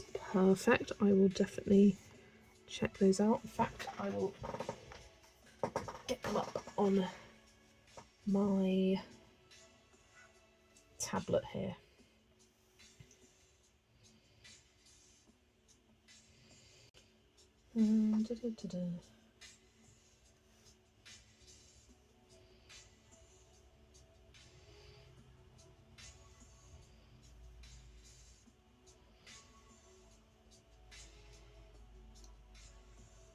I watched someone do a Small Victories completed book through yesterday, but I can't remember the name. I'll check and send. Yes, I know exactly who you're on about.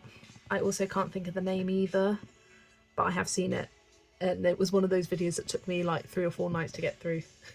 Yeah, just for Stedler pencils, and she's really reinvigorated my love for that book.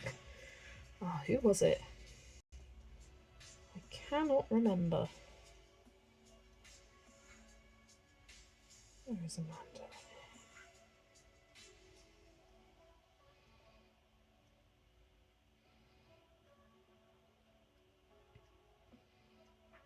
Oh, Amanda's done a rank and rate Eerie.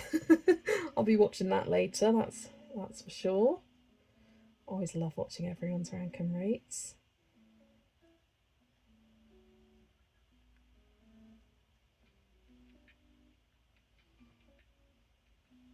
Yeah, there we go, that's up on there. I want to know because I need some Small Victories inspiration. Yes, Anya. It was Anya, that was it. Anya Netzkatz. It was her. Definitely her. The Mini Marotta group I'm in has a group buddy colour full book flip throughs, but they are silent and fairly short, so probably not what you're after. Yeah, no. Because there's someone else who does quite a few, Susie Nyos? She does quite a few silent flip throughs of completed books, and yeah, I like to listen as I fall asleep. Watch as I'm still awake, and then as I fall asleep I'm listening to them. Yeah, I will be watching Amanda's later tonight. And other Amanda is editing a finished pages, whip and Notion tracker peak video tonight to post tomorrow. I look forward to watching all of those videos, Amanda, when they go up. I especially love watching people's tracking videos and journals. I find it very inspiring.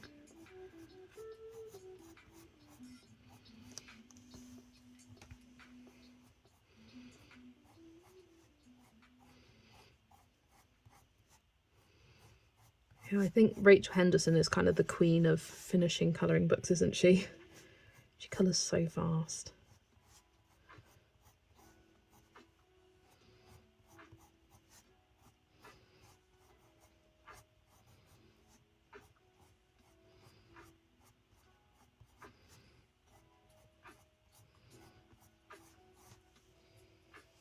You're lumping it into one video, so it'll be a longer one. Love that, love that.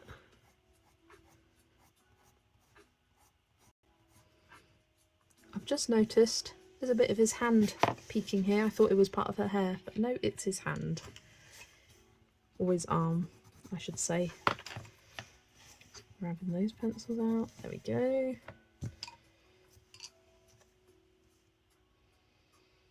You did a flip through of the Communio Christmas book, but it was part of my completed pages, and it's not Christmas yet. Yeah, I love seeing that. Completed it last year.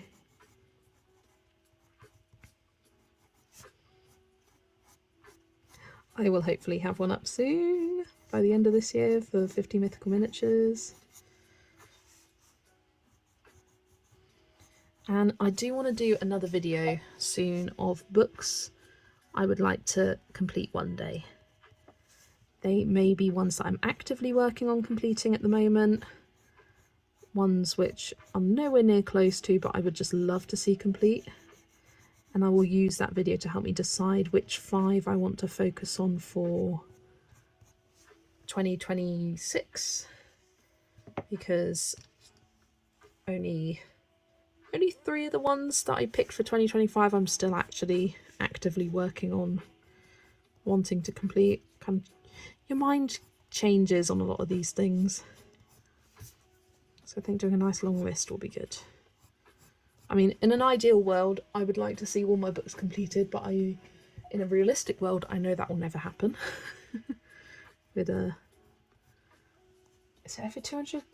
How many books do I have? 200 and something.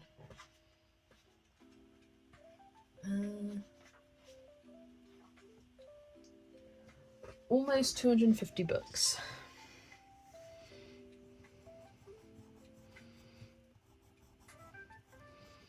Yeah, just going through. I think I'll mainly kind of go through particular artists that are my favourites and ones from there that I would love to see complete one day, and kind of do it that way. It's going to be a long video, I know that for sure. Me just going over and gushing about how much I love the books. That's another video, kind of video that I love seeing from other people's, hearing what they would like to finish and focus on working.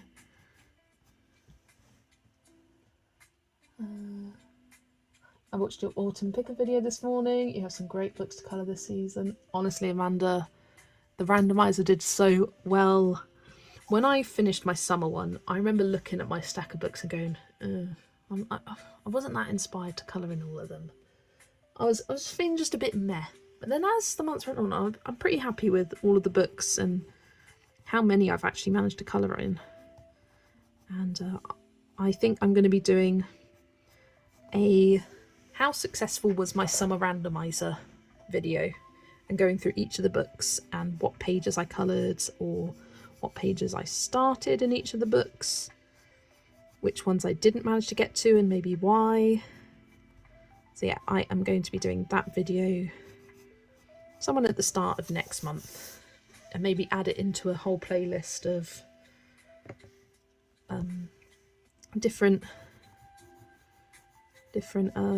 randomizer videos, or the seasonal ones at least.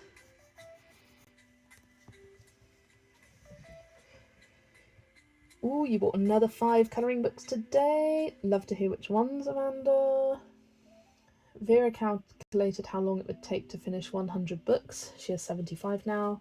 Books I have an average of 40 pages. I do around 20 a month. It will take 16 and a half years or something. You know what? That's not crazy. 16 years, like, that's not insane. But it is insane because you'll keep buying more books and it just becomes more and more insane. But at the moment, it's like, yeah, that could be, it's a good long-term project. But I think your colouring tastes change over time, and that's perfectly okay. A book that you coloured a lot in 2 years ago, you haven't touched for ages, and that's fine. You're allowed to have those books. I feel the need for a lighter colour for some highlights. So I think I'm going to grab this one, Cornforth White. Cornforth. Amanda's got A Million Sea Creatures, A Million Baby Animals, by Lulu May, not Lululemon. Lululemon's the leggings, the leggings brand. But I can see the confusion. Mythic World by Kirby Rosanes, Secret Garden and Enchanted Forest by Johanna Basford. Last two are repurchases. Lovely stuff. Vera can only buy 24 books now. That's if you were going to finish in 16 years. I do love the Baby Animals one. It's, in terms of the A Million series by Lulu May, that's my favourite. You knew that, it just typed automatically. Yeah, I had a feeling. I was like, Lululemon? That's the leggings brand. Oh, I love it. Kimberlyn doesn't have enough books for a randomizer. I went through my books and flagged all the autumn and Halloween pages, and I'm going to randomly pull from that list these next few months. You could put those pages on a randomizer wheel. So that's another idea. To still have that randomizer fun, put the actual pages in the wheel and spin that a few times and see what comes up. That's a good idea to do when you don't have as many books to pick from. That's when I find prompts are really, really helpful. I used to do Olga Rani's Find and Colour prompts. Loved them. And just going through my entire collection trying to find a chicken or an egg or a seahorse or a butterfly. Just going through all my books, and then it kind of got to the point where I was spending so long trying to find these pages. I did a fair few of them last year. I used to track it in my last journal. I can show you.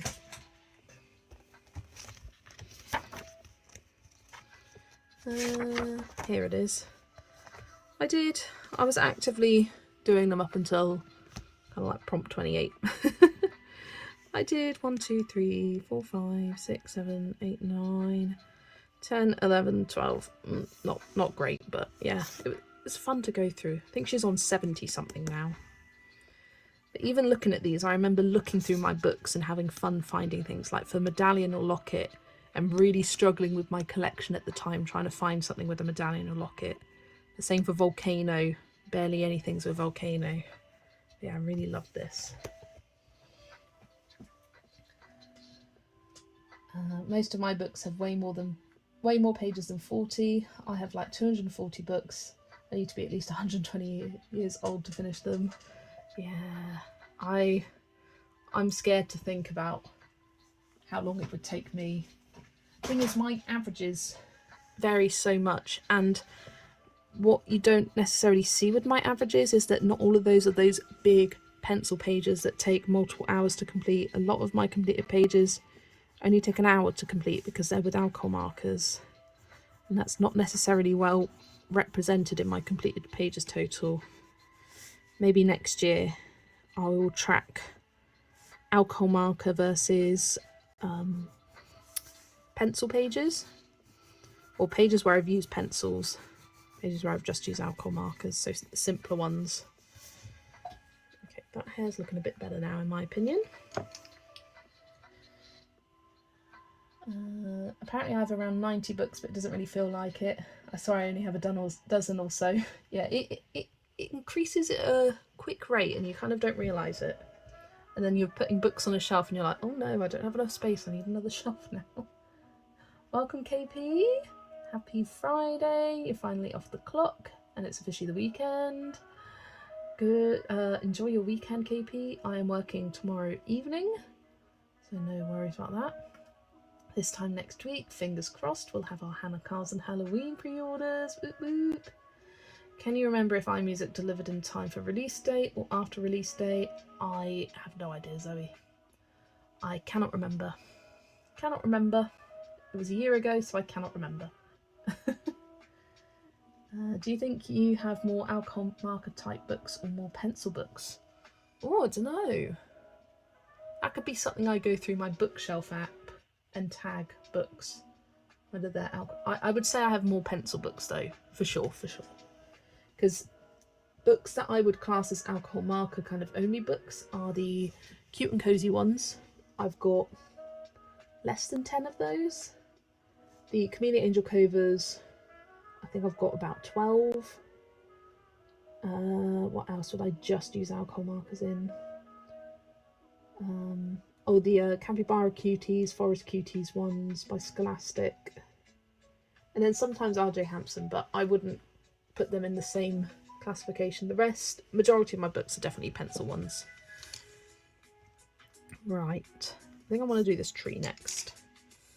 So I'm going to use Cocoa. Let's do it to match her hair.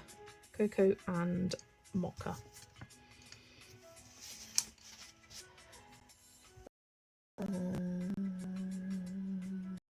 I have 137 books at the moment. 75% are coloured in.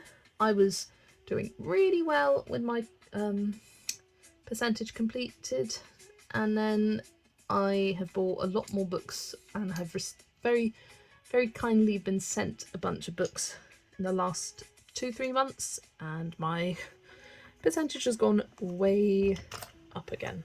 Not way up, but it's gone above 25% again, and I was really proud that it got down below 25%, because my kind of reaching goal for the second half of the year was to get it under 10%, and then next year to get it to no untouched books, where when I'm getting books I am colouring once I get them. But I'm far off that point, but it's going to still be a goal, because I would like that to be the case in the future, where when I receive books I put them separately aside and don't put them on my shelf until I colour in them. But with my collection of books, if I grab my journal again, I feel like I'm always showing this. But with my comic book collection, I've almost got a full 2-page spread at the start here of books that I've coloured in, because I'm working on this one for World Legends. I'm working on completing Small World Colouring and Bear in the Wonderful Town. That might be September though, but I'm actively working on those, so that would be 2 pages there done. What have I got here? Here, this page, the only book I've got uncoloured is Crystal Colouring, and that got randomised. This page, I've got The Night Voyage, which has a long-term whip in it. Spring Sunshine, I will hopefully colour in next spring season. So that'd be 2 full pages. And I would kind of quite like to work down my list, kind of tackle the whips, the untouched books one by one, going, okay, right, next one I've got the spring. That's the trouble though, some of them are seasonal, so it's trying to work out there. But a Goddess Colouring, need to colour a page in that. Garden of Fairy Tale Animals. Yeah, just kind of going down the list.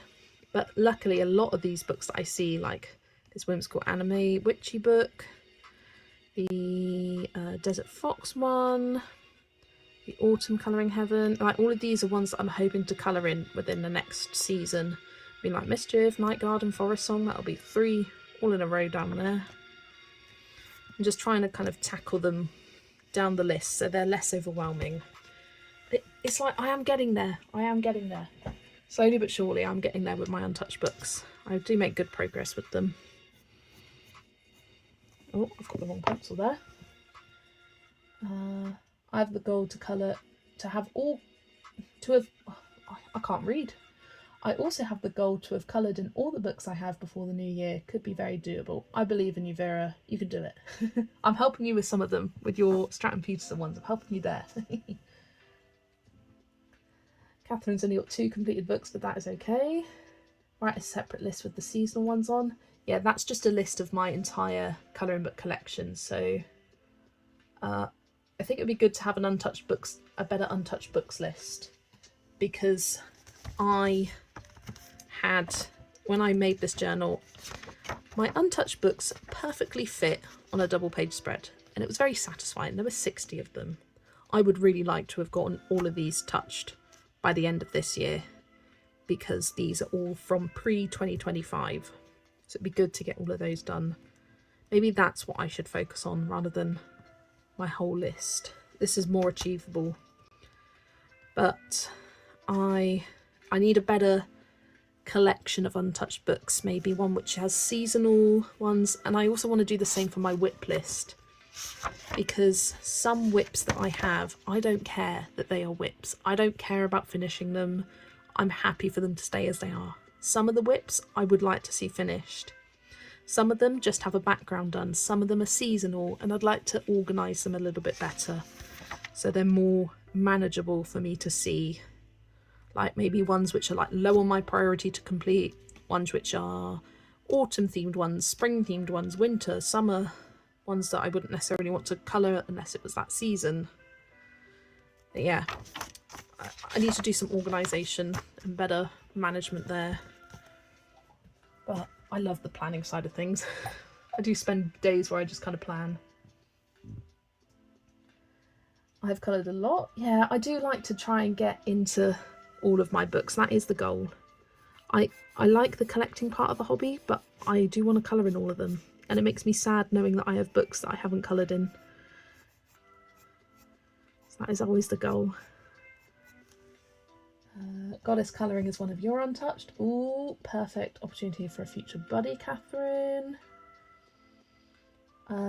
Laura's getting tired. Think I was switching to lurk mode. No worries, Laura. Good night if you drop off before before we finish. No problem at all. I put the autumn matchstick mouse aside because I'm going to do it anyway, and my Alice books and my Lulu Maya books, so they aren't in the randomizer. Neither is Sargon. Fair enough. Yeah, I need to be better with my randomizer next time, because I do have a list of numbers which project books, I think I did Lulu Maya ones and cute and cozy ones, but I need to add more to it, like Camila and Jakova. I don't necessarily want to see that get randomized. I'd rather just pick it when I pick it. And there's others now which I'm like in group buddies for, where I may not be colouring in it every single month like a project book, but I'm getting to it pretty regularly.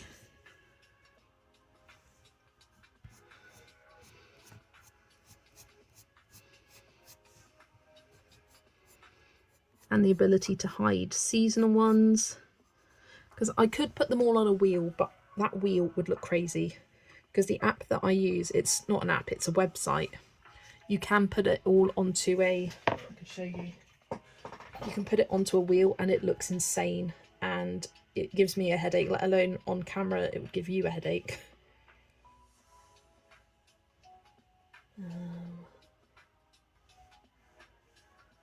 There we go, number picker wheel. So I use the wheel of names on commentpicker.com. No, I use spinning names. Wheel of names. Look at that wheel. That's insanity. And I just don't like it. I think having the random numbers, or even just using the Google one, would be better.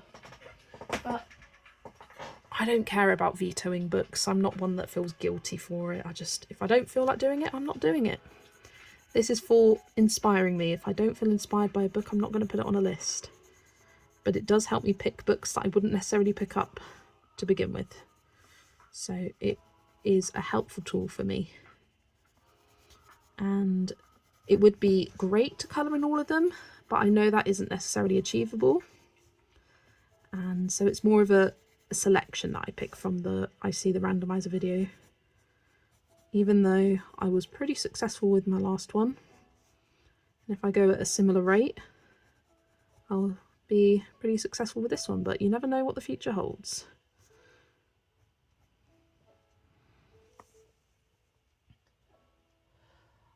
Yes, I'm helping with your untouched books. Love it. I feel like such a noob because I have to start again, but it's also really exciting to be able to start from scratch. I completely understand that, Amanda. There's something so exciting and special about first getting into the hobby and being like, oh, these amazing books, and seeing people with huge collections and being so jealous of them and thinking, oh gosh, my collection could never be in the hundreds. And then 3 years later, you're like, okay, I've got 10 cubes now. 10 cubes for books. I think planning and flipping books is part of the hobby, yes, and just admiring the artwork. I know Shell says that sometimes she just likes to flip through them, and I do the same. Sometimes you just like to flip through them and admire the artwork and be like, oh, just thinking about colouring them, not even necessarily actively planning on colouring them, just thinking about them and admiring it. Our line art museum. My phone is going to die soon, so I might suddenly vanish to find a charger. Grab it now before it dies. I have made that mistake with my laptop where I'm like, okay, it's flashed up saying it's low battery. It has a few minutes left in it. I'll plug it in a minute, and then the stream cut off and died. That was definitely haven't done that again. Always make sure to plug it in as soon as it comes up. That's how I feel. I think the Randomizer videos are helping me stay within my budget. That's good. Oh, hi Steve, popping into the chat. I was thinking this the other day when watching your season Randomizer video. Did you know you almost have more books than me now, Jess? The 252 that I was using in that video isn't actually, I got, I think, 10 fewer than that for books that I've destashed. Yeah, we have quite different collections though, Zoe, which we discovered when doing that project together. We do have artists where we share a lot of the same books, but there's a lot of books that we own that the other doesn't. Just goes to show how different people's collections can be. You have no audio, my sound is hiccuping. I'm not hiccuping. I've got no alert to say that the connection's bad. Is anyone else's audio tripping out, or is it just me? You're on 278, I believe. Oh, you're still a good 20, 30 books above mine. No problem with audio on your part. Just been having a funny 5 minutes. Sometimes YouTube does that.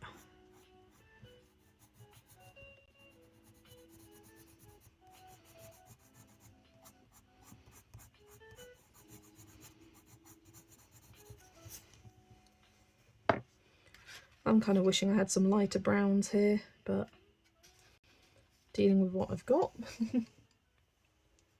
Sounds fine. Okay, that's good. Your husband is home from work. Time to go. Thanks for streaming. Thanks for joining, Amanda. Lovely to have you here with us. It just sounded like you're on the phone going through a tunnel, but my earbuds play up sometimes. Oh, who knows? Maybe I was going through a tunnel. Choo choo.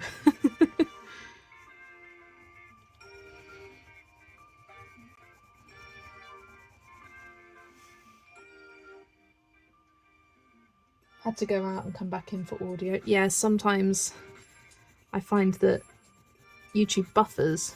I'm watching streams and I've got to exit out, come back in, and then it's completely fine. It'll just like buffer for ages. YouTube's silly. I was watching Yolanda's video earlier and it kept coming up with video is unavailable, please try again, or tap here to try again. And I try again and it was normal. I thought, oh, has she deleted the video and I'm watching a secret video that doesn't actually exist? No, I watched the end of the video fine. It's just YouTube being stupid. Okay, we do have more tree down here.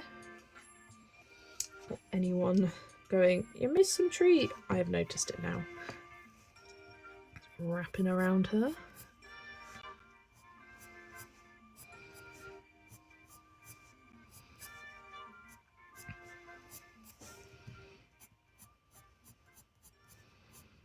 I had a comment that made me smile today on my randomizer video saying, I know you're fine, but I feel very, very nervous about the amount of books you randomized. 30 is so many, and you flagged so many pages, and I was like, you know what, 30 is not that hard for me to achieve, it's just whether I actually do. And I explained how I use this for kind of more of a limited selection of what to pick from. I honestly, I could do 50, and that even wouldn't be a crazy amount for me to pick from, considering the amount of pages that I've been colouring recently. But I think 50 would be overwhelming. 30 for me, it splits down to 10 a month, and that is very achievable in terms of like longer term projects, especially when I keep agreeing to buddy colours for other books. That's my problem. I can't say no to buddy colours. I just can't. I go, yep, let's do it. Let's do it. Let's do it. Let's do it. But I wouldn't have it any other way. I do love the buddy colours. You love flipping through your books just to look at the artwork. It honestly brings me joy. Yeah, same. And like having prompts to look for is really fun. Doing like scavenger hunts through your books. It's a fun extra challenge. Hello Whitney, welcome in. Lovely to have you join us. Jana is planning to work on the Sargon page later and will be caught up. Lovely. I actually picked up my Sargon book today and thought, do I film the next part of the colour along? And I was looking at it and going, actually I'm not in the mood for that right now. I want to do something else. There's a lot of water and a lot of mountain in the second page, but I just got to find the right mood and then I will do it just fine. Catherine's going to do Sargon tomorrow. Yana needs to complete Summer Nights as it was the first book of hers and I've done a lot in it. Could be your first completed book. Ooh, love that. Buddy colours are so much fun. Exactly, Vera. That's why I can't say no. Anyone who reaches out to me, literally anyone, I would never say no to someone. I may say, oh, can we plan it for a month in advance because I'm looking really busy, but I'll never say no.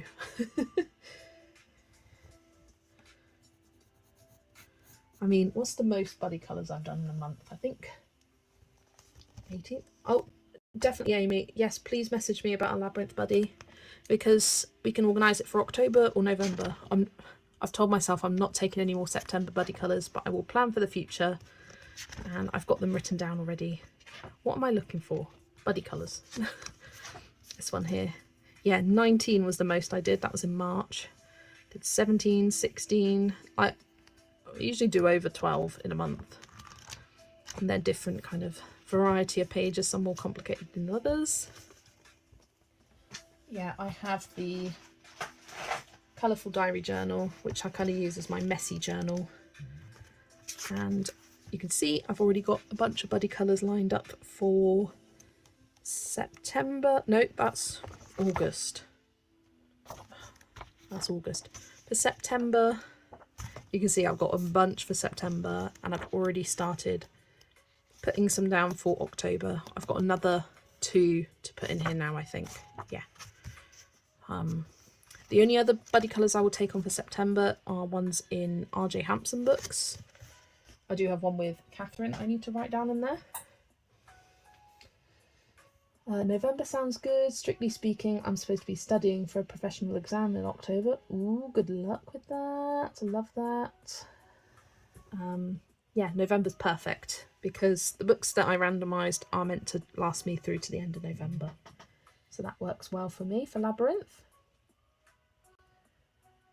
I'm one of those people who takes a long time to colour, so 30 feels unattainable for me.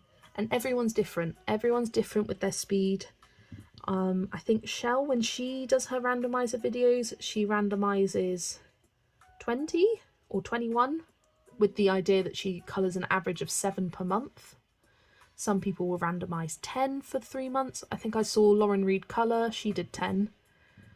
So definitely check out her video. She's done one for autumn already and it's up. Lauren Reed colour. Yes, I've got ours for October. I try my best to write it down as soon as I plan it, otherwise I will forget. Or I'll look at my books and go, oh, I've got a buddy colour in that. Who's it with? When's it with? What's it with? And I have to look back through all my chats and it takes forever. but I do find it eventually. And if you ever see me not mention a buddy colour, it's because I just haven't written it down, and I do forget things, and I apologise for that. Doesn't mean I don't want to do it. I do just reach out and say, by the way, you forgot to mention this, and I will record it down properly and not forget it. Ari Sargan, I don't have a full set of watercolour pencils, just a set of 24. Should I just try to base what I can and use my full set of pencils over the top? For Sargan, you could just use the polychromos. Look up Karen, My Colourful Country Life's conversion charts for the pencils you do have. Just swap in and out, do whatever works for you. Do a bit of basing with the watercolour pencils you have, and then do some shading with the others.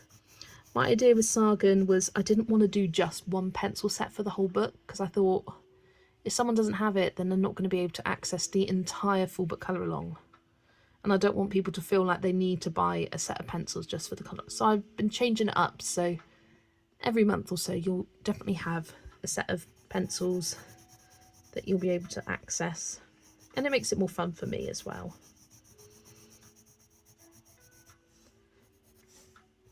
Yeah, I try to rotate through, and I can only use the ones that I've got personally. So it'll be mainly polychromos, Prismacolors, Black Widows and Artex, and then Albrecht Dürer's chucked in there every now and then.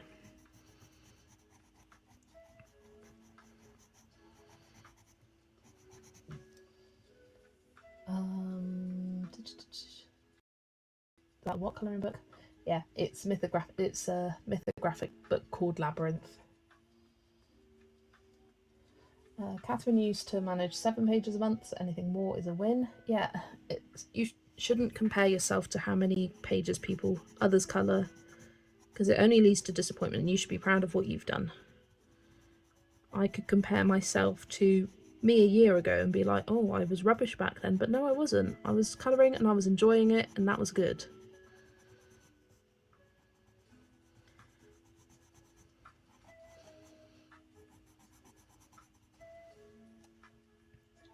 I found that Maria's books are not water medium friendly. Yeah, I was okay with Sargan. I did test it, but the other books you do have to be careful. I did use a little bit of water, only a little bit of water, and it was okay. Did warp a little bit, but nothing too major.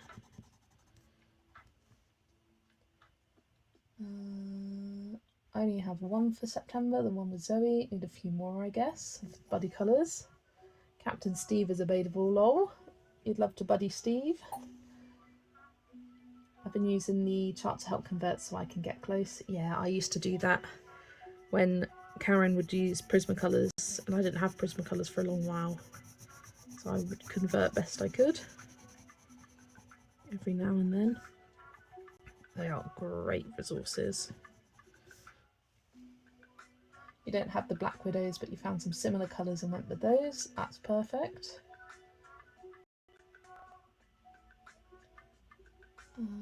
Without your permission on any of Meta's social medias, especially Instagram and Facebook. Sorry, I'm not sure. Oh. I've discovered the Kimigure-chan cat colouring books by Fukayaki Yoshizawa. I'm loving these books so much, wondering if anyone else has been colouring in them. They're so whimsical and cute. Let's have a look. Kimigure-chan colouring books.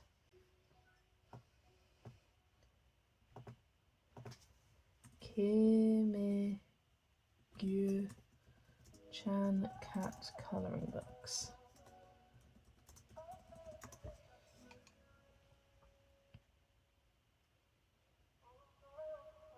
Oh, wait, no? That's something different. Okay, I found something. Is this it? KP? The Kimigure cat colouring book. Lessons and colouring book. There's a picture of it. with the, oh, look at those cats on the front cover. That is cute. But yeah, it came up with Story of the Precious Cats, but no, these ones that you want about. They do look really cute. Let's go on images. Faber-Castell's Aberturas are the same colours as the Faber-Castell Polychromos, but with the added benefit of being able to use dried or wet. Yeah, so if you got the Polychromos and I'm using the Aberturas, just substitute the colours. The colour names are the exact same as well. These do look cute. Look at the guy with the donut. Okay, I'm going to need to look more into these. Yes.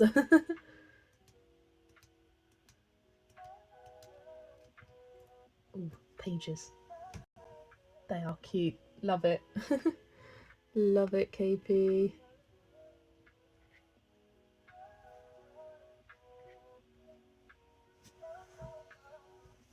Does look very, very whimsical and cute.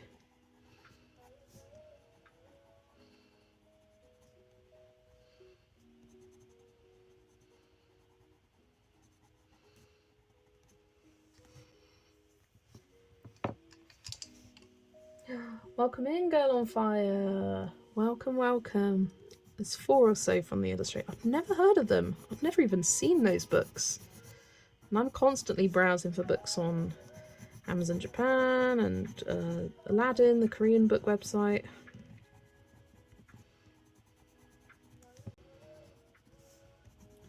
That's the thing, you've been colouring for 3 years and still you hear about books that you've never seen or heard before in your life. Which just makes the hobby so much fun. Right. I think I want to colour his... Do you call it a Leah? Something like that? I'm going to colour that in the same colour. Ooh, your copy of Halloween has been shipped. Zoe, did you hear that? Your colouring book has... Halloween has been shipped. So maybe it will arrive on time. Maybe it'll be a bit earlier. That's really good. 6 days early. I'm using the wrong pencil. Cocoa, yeah. Just going to check.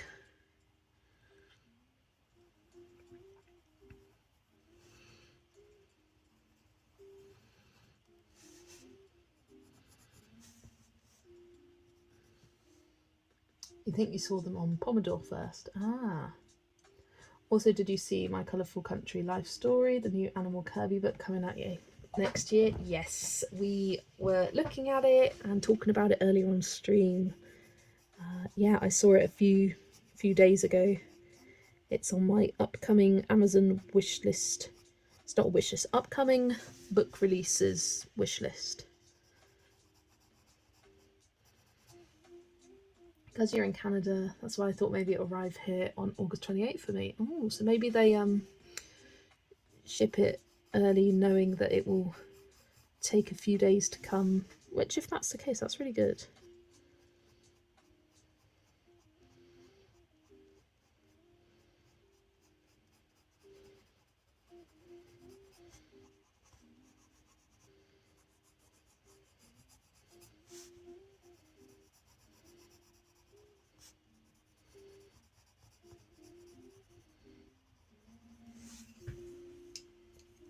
Mine is ready for shipping, will arrive next week.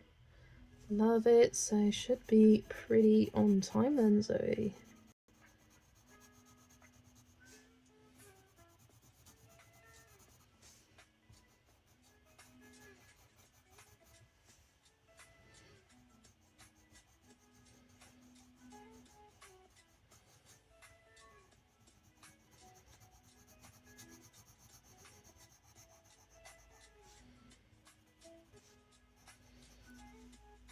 Zoe, you should have a look on Aladdin soon as well, as the YouTube payment I saw has been scheduled in my bank.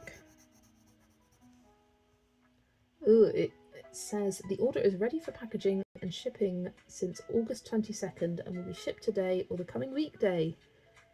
So has been ready since today then. Today's the 22nd. So either it was shipped today or tomorrow. Perfect. So I think we'll plan our colouring day. I think I looked and Sunday is the 31st.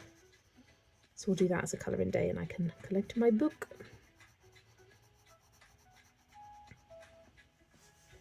You had the same message. Love it. Perfect.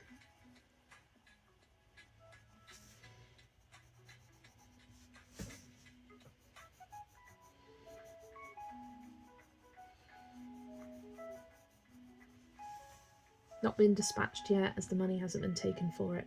Right.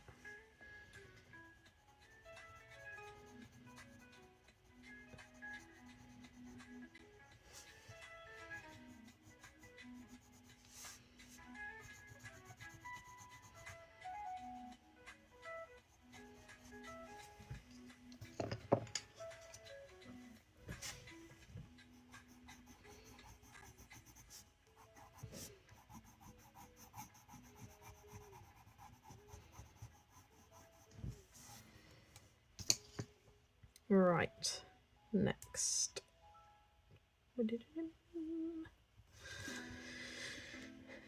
Next I want to do her dress. I want to do her dress and I want to do it purple. So I think I like this brassica. Brassica and flint I think will look nice together. So I'm going to grab those two. Brassica and flint.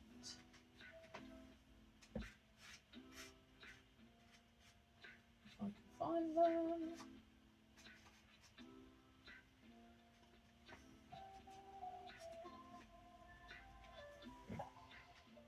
Where are they? There's flint, there's brassica.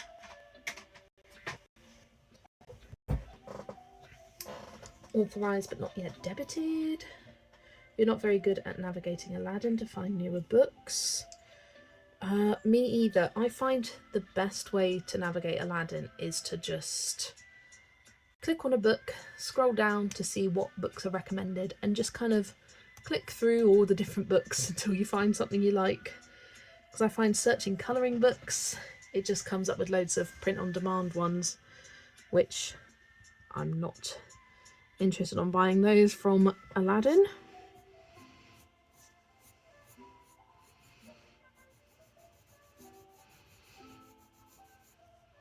I often find looking at people's Aladdin hauls helpful for finding books that are available and adding them to my wish list. I can send you a picture of my wish list, Zoe, after the stream, and can send you links for anything if you want to have a closer look.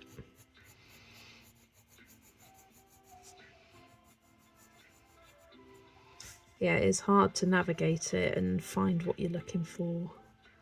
I just find I just start clicking. That's what I usually do, but it seems to be the same ones. Yeah, it does. You get the Jeonseon Jin ones come up all the time on your like, oh, people also like this one suggestions.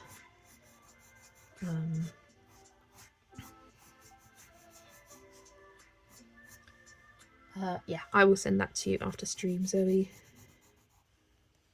Yolanda's working in Flora and Fauna by Maria Troll with the Harmonious set. Lovely. Are you doing a nice florally page or something with a character? I'm looking forward to seeing it. I think, Steve, did you say you were...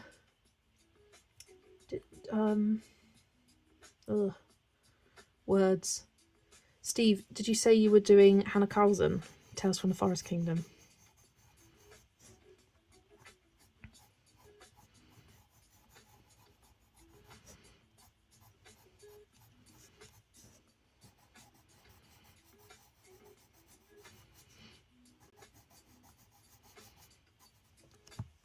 You had a whole wish list, but it won't let me log into my account, so I can't view it. Oh, the Aladdin account is tricky.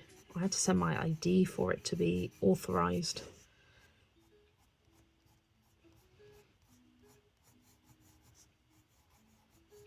I just made an account with my Google account, found that the easiest way, just logging in with Google.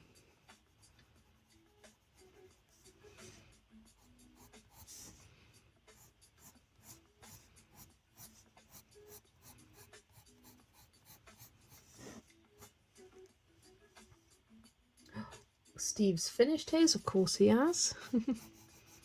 Speedy Gonzalez.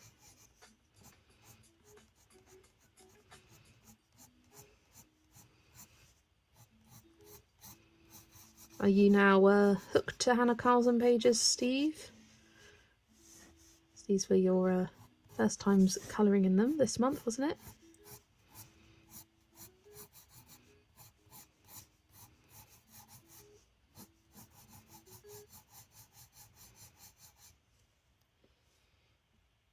It's Super Steve!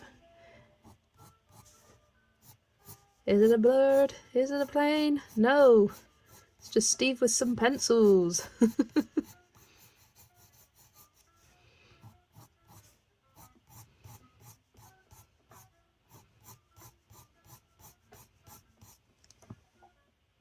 I like what Jana calls me when she talks about the buddy colours we've done in a video. She calls me a magical colouring fairy. And I said that to Zoe one day and she goes, nah, that's not right. You're Hurricane Jess. And I was like, what are you saying? I'm not a fairy? I'm not a pretty little fairy? She goes, no, you're a hurricane.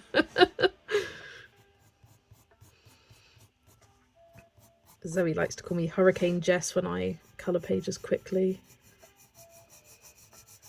I wouldn't say I'm the fastest out there. It's definitely faster than me. I'm very much somewhere in the middle, I feel, anyway. I think people just don't understand how I literally colour all of the time. And that's how I colour so many pages. I don't work that many hours in a week, so all that extra time goes to colouring.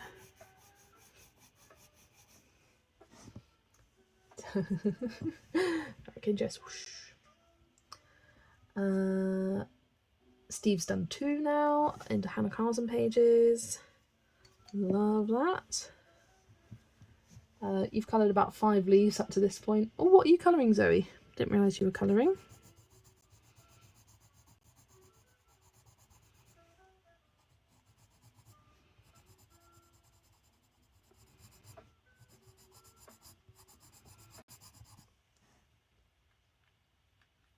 Son coloured himself in yesterday, and the table and the chair.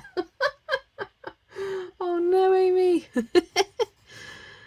Me and my mum were reminiscing earlier about when me and my sister were doing art for GCSE at school and how my sister painted the floor. Mum goes, oi, why have you painted this floor? And my sister's like, no, I haven't done anything. And she goes, right, let me grab your book and line it up. Look, you can see the paint on the floor of the carpet. She goes, it's still there, just about.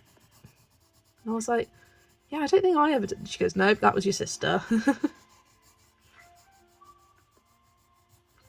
I didn't really do any painting outside of the art room because I found it too messy. Do drawings, etc. But painting, I'd try to do that when I was at school in the art rooms. No, I would have if I was streaming, I meant. Ah, I see what you mean.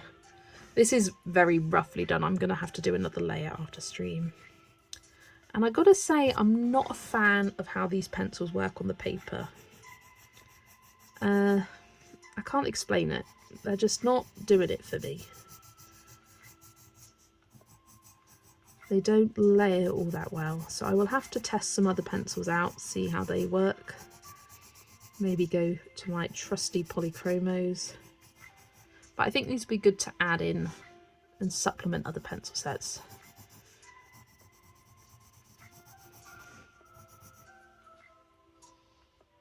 Lol, Hurricane Jess, that's hilarious. Love it. You're definitely a cute colouring fairy. Yeah, I love Jana. She's like, Jess is some crazy magical colouring fairy who completes 1,000,000 pages. And I'm like, yeah. It depends though. Sometimes it takes me forever to colour a page. And other times I'm like, boom, get it done. Because we're doing Secret Invitation as a project book. And this double page spread, I did it in about a week or something. I did it really quickly because I loved it so much. There was a page that we planned to do over 2 months and I finished it in less than a month.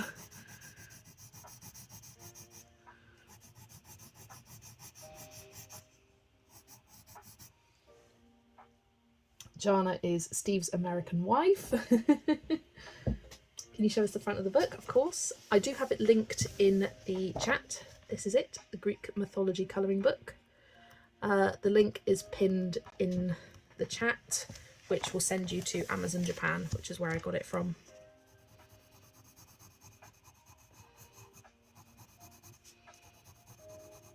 Yeah, it's translated to the Greek Mythology colouring book.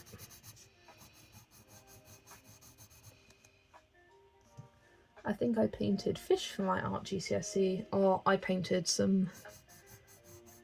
I've actually... my final art GCSE piece is actually downstairs in our snug room or guest room.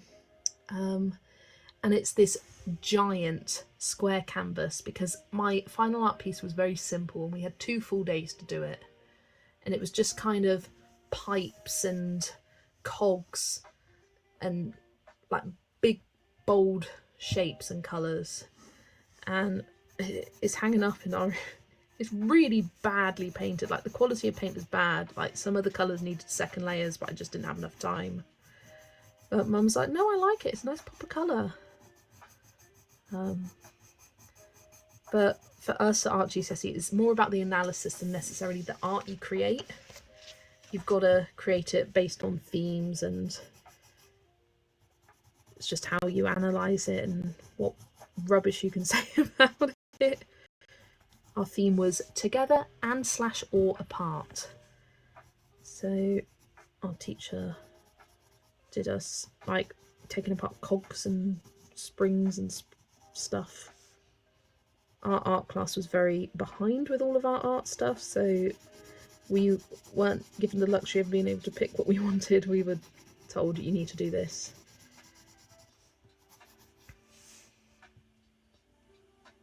That's what you think about them. They're not the best. I think the Harmonious pencils need to be used with other pencils. I use them with Castle Art's gold set, or use them exclusively for floral type of pages as they don't have the variation in tone. Yeah, I'm struggling a little bit with them on this paper. They don't want to layer. They're kind of a little bit splotchy. It's not a smooth coverage, although it does look worse when I've got this big bright light on it. You can see the imperfections a bit more than in daylight. Our exam topic was adorn, decorate and embellish. I didn't get to keep it though, so I can't really remember much of it. I didn't keep my sketchbook with all the evidence either. I think my sketchbook is up in the loft for both year 10 and year 11. So like the 2 halves of it.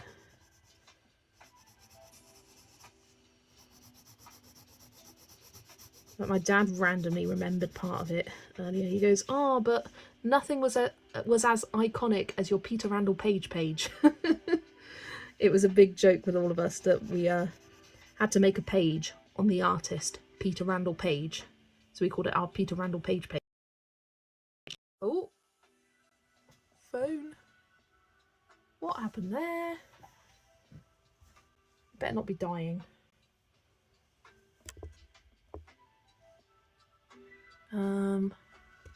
Oh yeah, it's gone into battery saver mode. But it should be okay for now.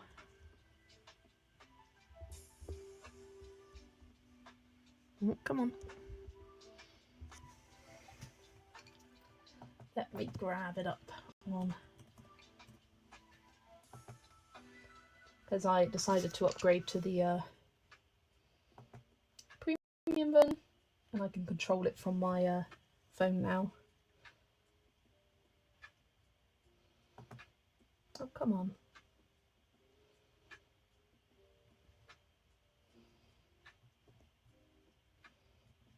Too much? There we go. Yeah, phone's on 20%. It should be fine for the rest of the stream. I'm going to finish her dress and then probably call it a night there. Maybe I'll do his dress as well, or his outfit. Ooh. I remember doing essays for my standard grade, immediate 2 and higher art exams. Yeah, my app just disconnected for a second, but it came back. I think it was just because my phone popped up with a low battery, 20% saver mode, and then it sorted itself out. I was afraid that it had died completely.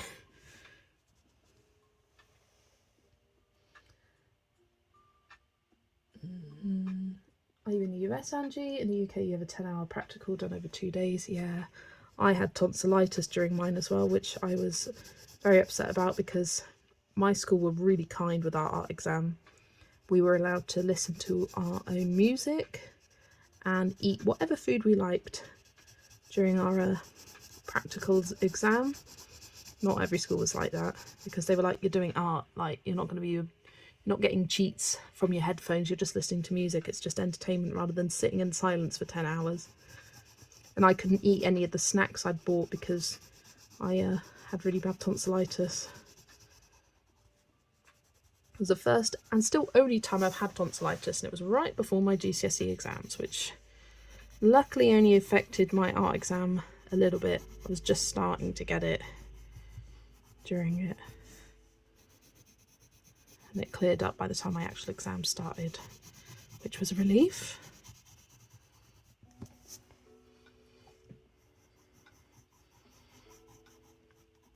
Yeah, we had big A2 books that we had to cart around school and fill them up with like analysis and things like that, development, analysing different artists and whatnot.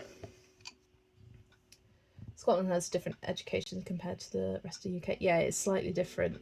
It's kind of interesting how it's part of the UK. A lot of exams is England and Wales, and then Scotland's got its own thing going on. Right, for his outfit, I want to give him blue, but I'm thinking these muted blues, so pebble and olive grey. So I'm going to grab those. Scotland is different. Your uni is free to, if I remember correctly. Yeah. Oh yeah, I forget that. I forget that. If that is true. Pebble. Pebble and olive grey. You still end up in uni debt. Ah.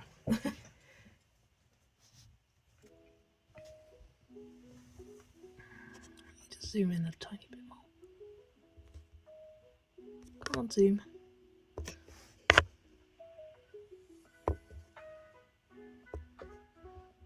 The zoom on this app is really annoying. There we go. Pebble.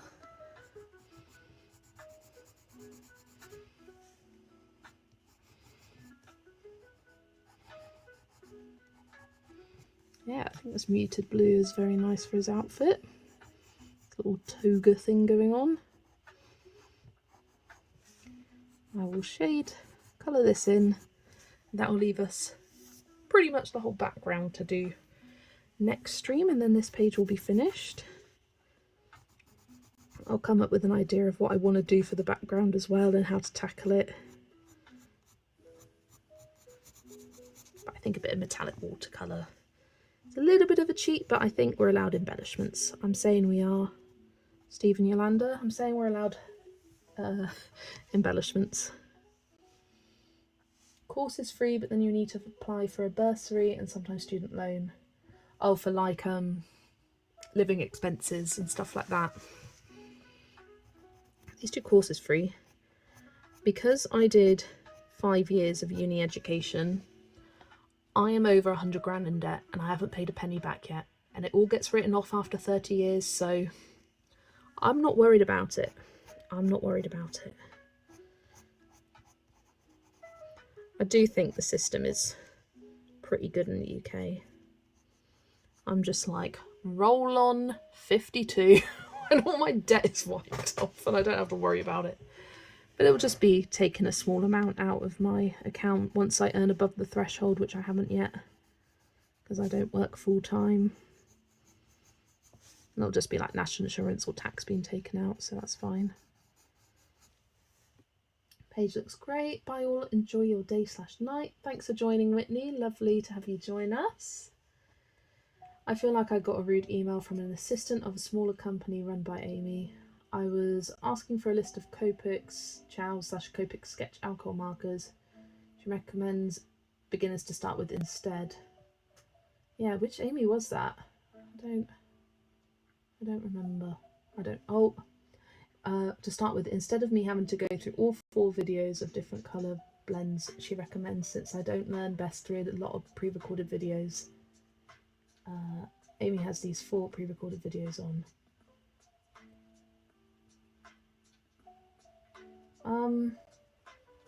Brittany, I think if you've got a problem with someone, reach out to them personally rather than on here. It's her YouTube channel, yeah. I'd reach out to them personally rather than saying anything here, because you don't know who's hanging around or whatever. This is so different from the States. We have a huge student debt problem, yeah, and it means that for a lot of people, unless they get scholarships, which in the UK scholarships are very, very rare. I don't know of a single person who got a scholarship.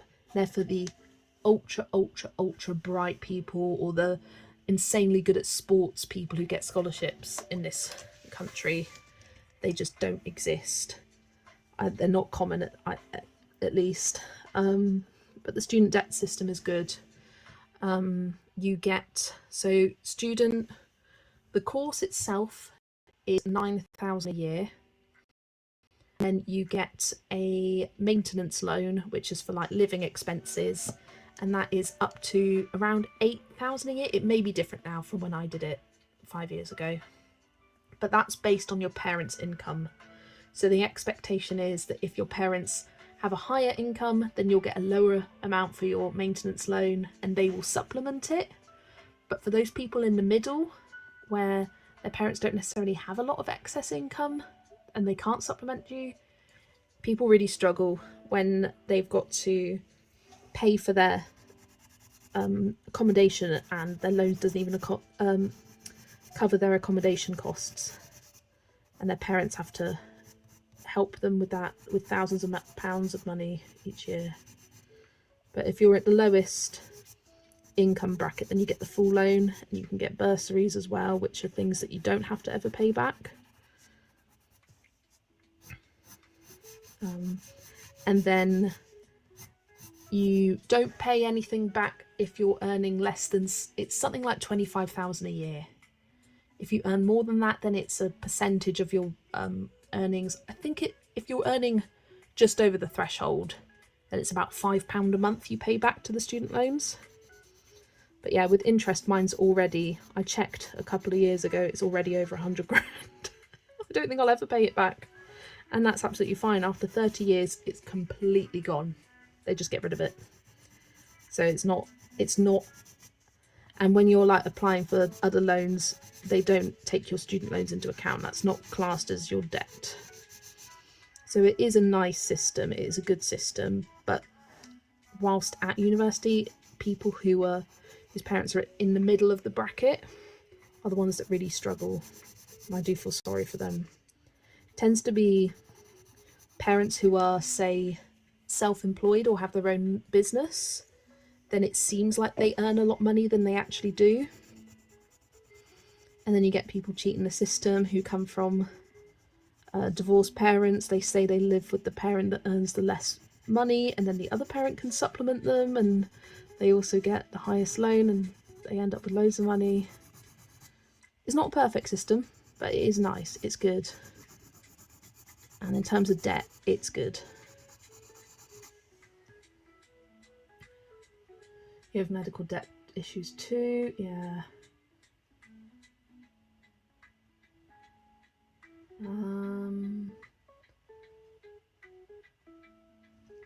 I still have the student loans agency being like, are you working yet?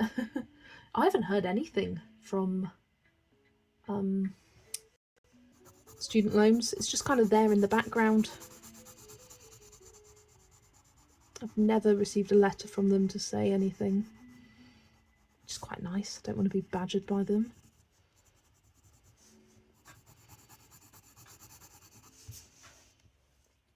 I don't know, her last name was not on her website. I checked her website where she was pushing her full videos and blends of different colours of Copics. Alcohol markers, she doesn't have any of this information written on our website at all. I thought the UK paid for people with disabilities accommodations if they needed any accommodations for college and or university. I can't comment on that. It may be for physical disabilities. I think there might be like a separate loan where you get additional, but that's more I think there's disabled students allowance from what I remember, but it didn't apply to me, so I didn't get anything.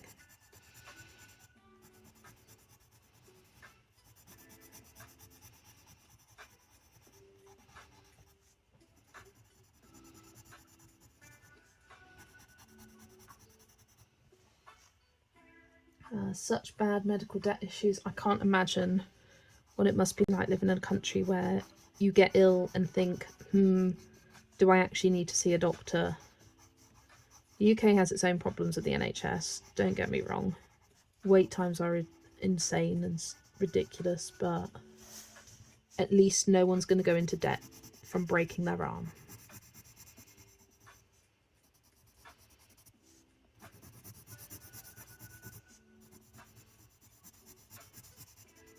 At least no one has to choose between living a healthier life and bankruptcy. That's just awful.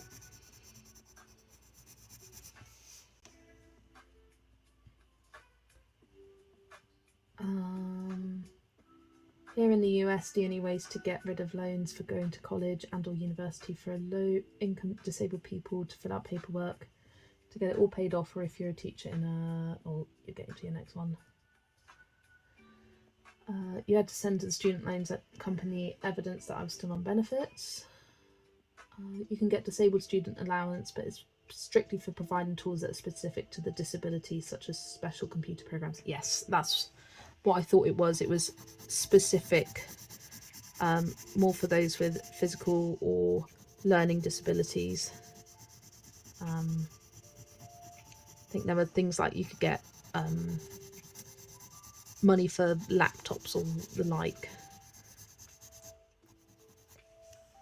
I believe chronic fatigue is on PipJess.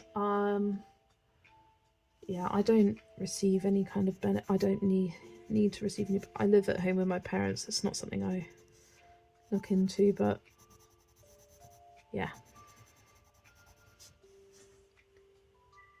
You couldn't spend it on stuff that normal students buy, if that makes sense. Yeah, it's like a separate loan, the disabled students allowance. That does ring a bell now. Like, it wasn't like you just get extra money. It wasn't like a bursary or a loan. It was just, okay, you need some extra tools, some extra arrangements, then here's some money for that. Technically, NHS isn't free because it's paid by national insurance. Yeah, but you could say that with every country pays tax, some kind of national insurance. Like, every country has that. Ours is spent on that. And I think in the long run, your national insurance isn't going to bankrupt you at the end of the day. It's not an insane amount, and if you earn below a certain threshold, then you don't even pay national insurance, so then it is free.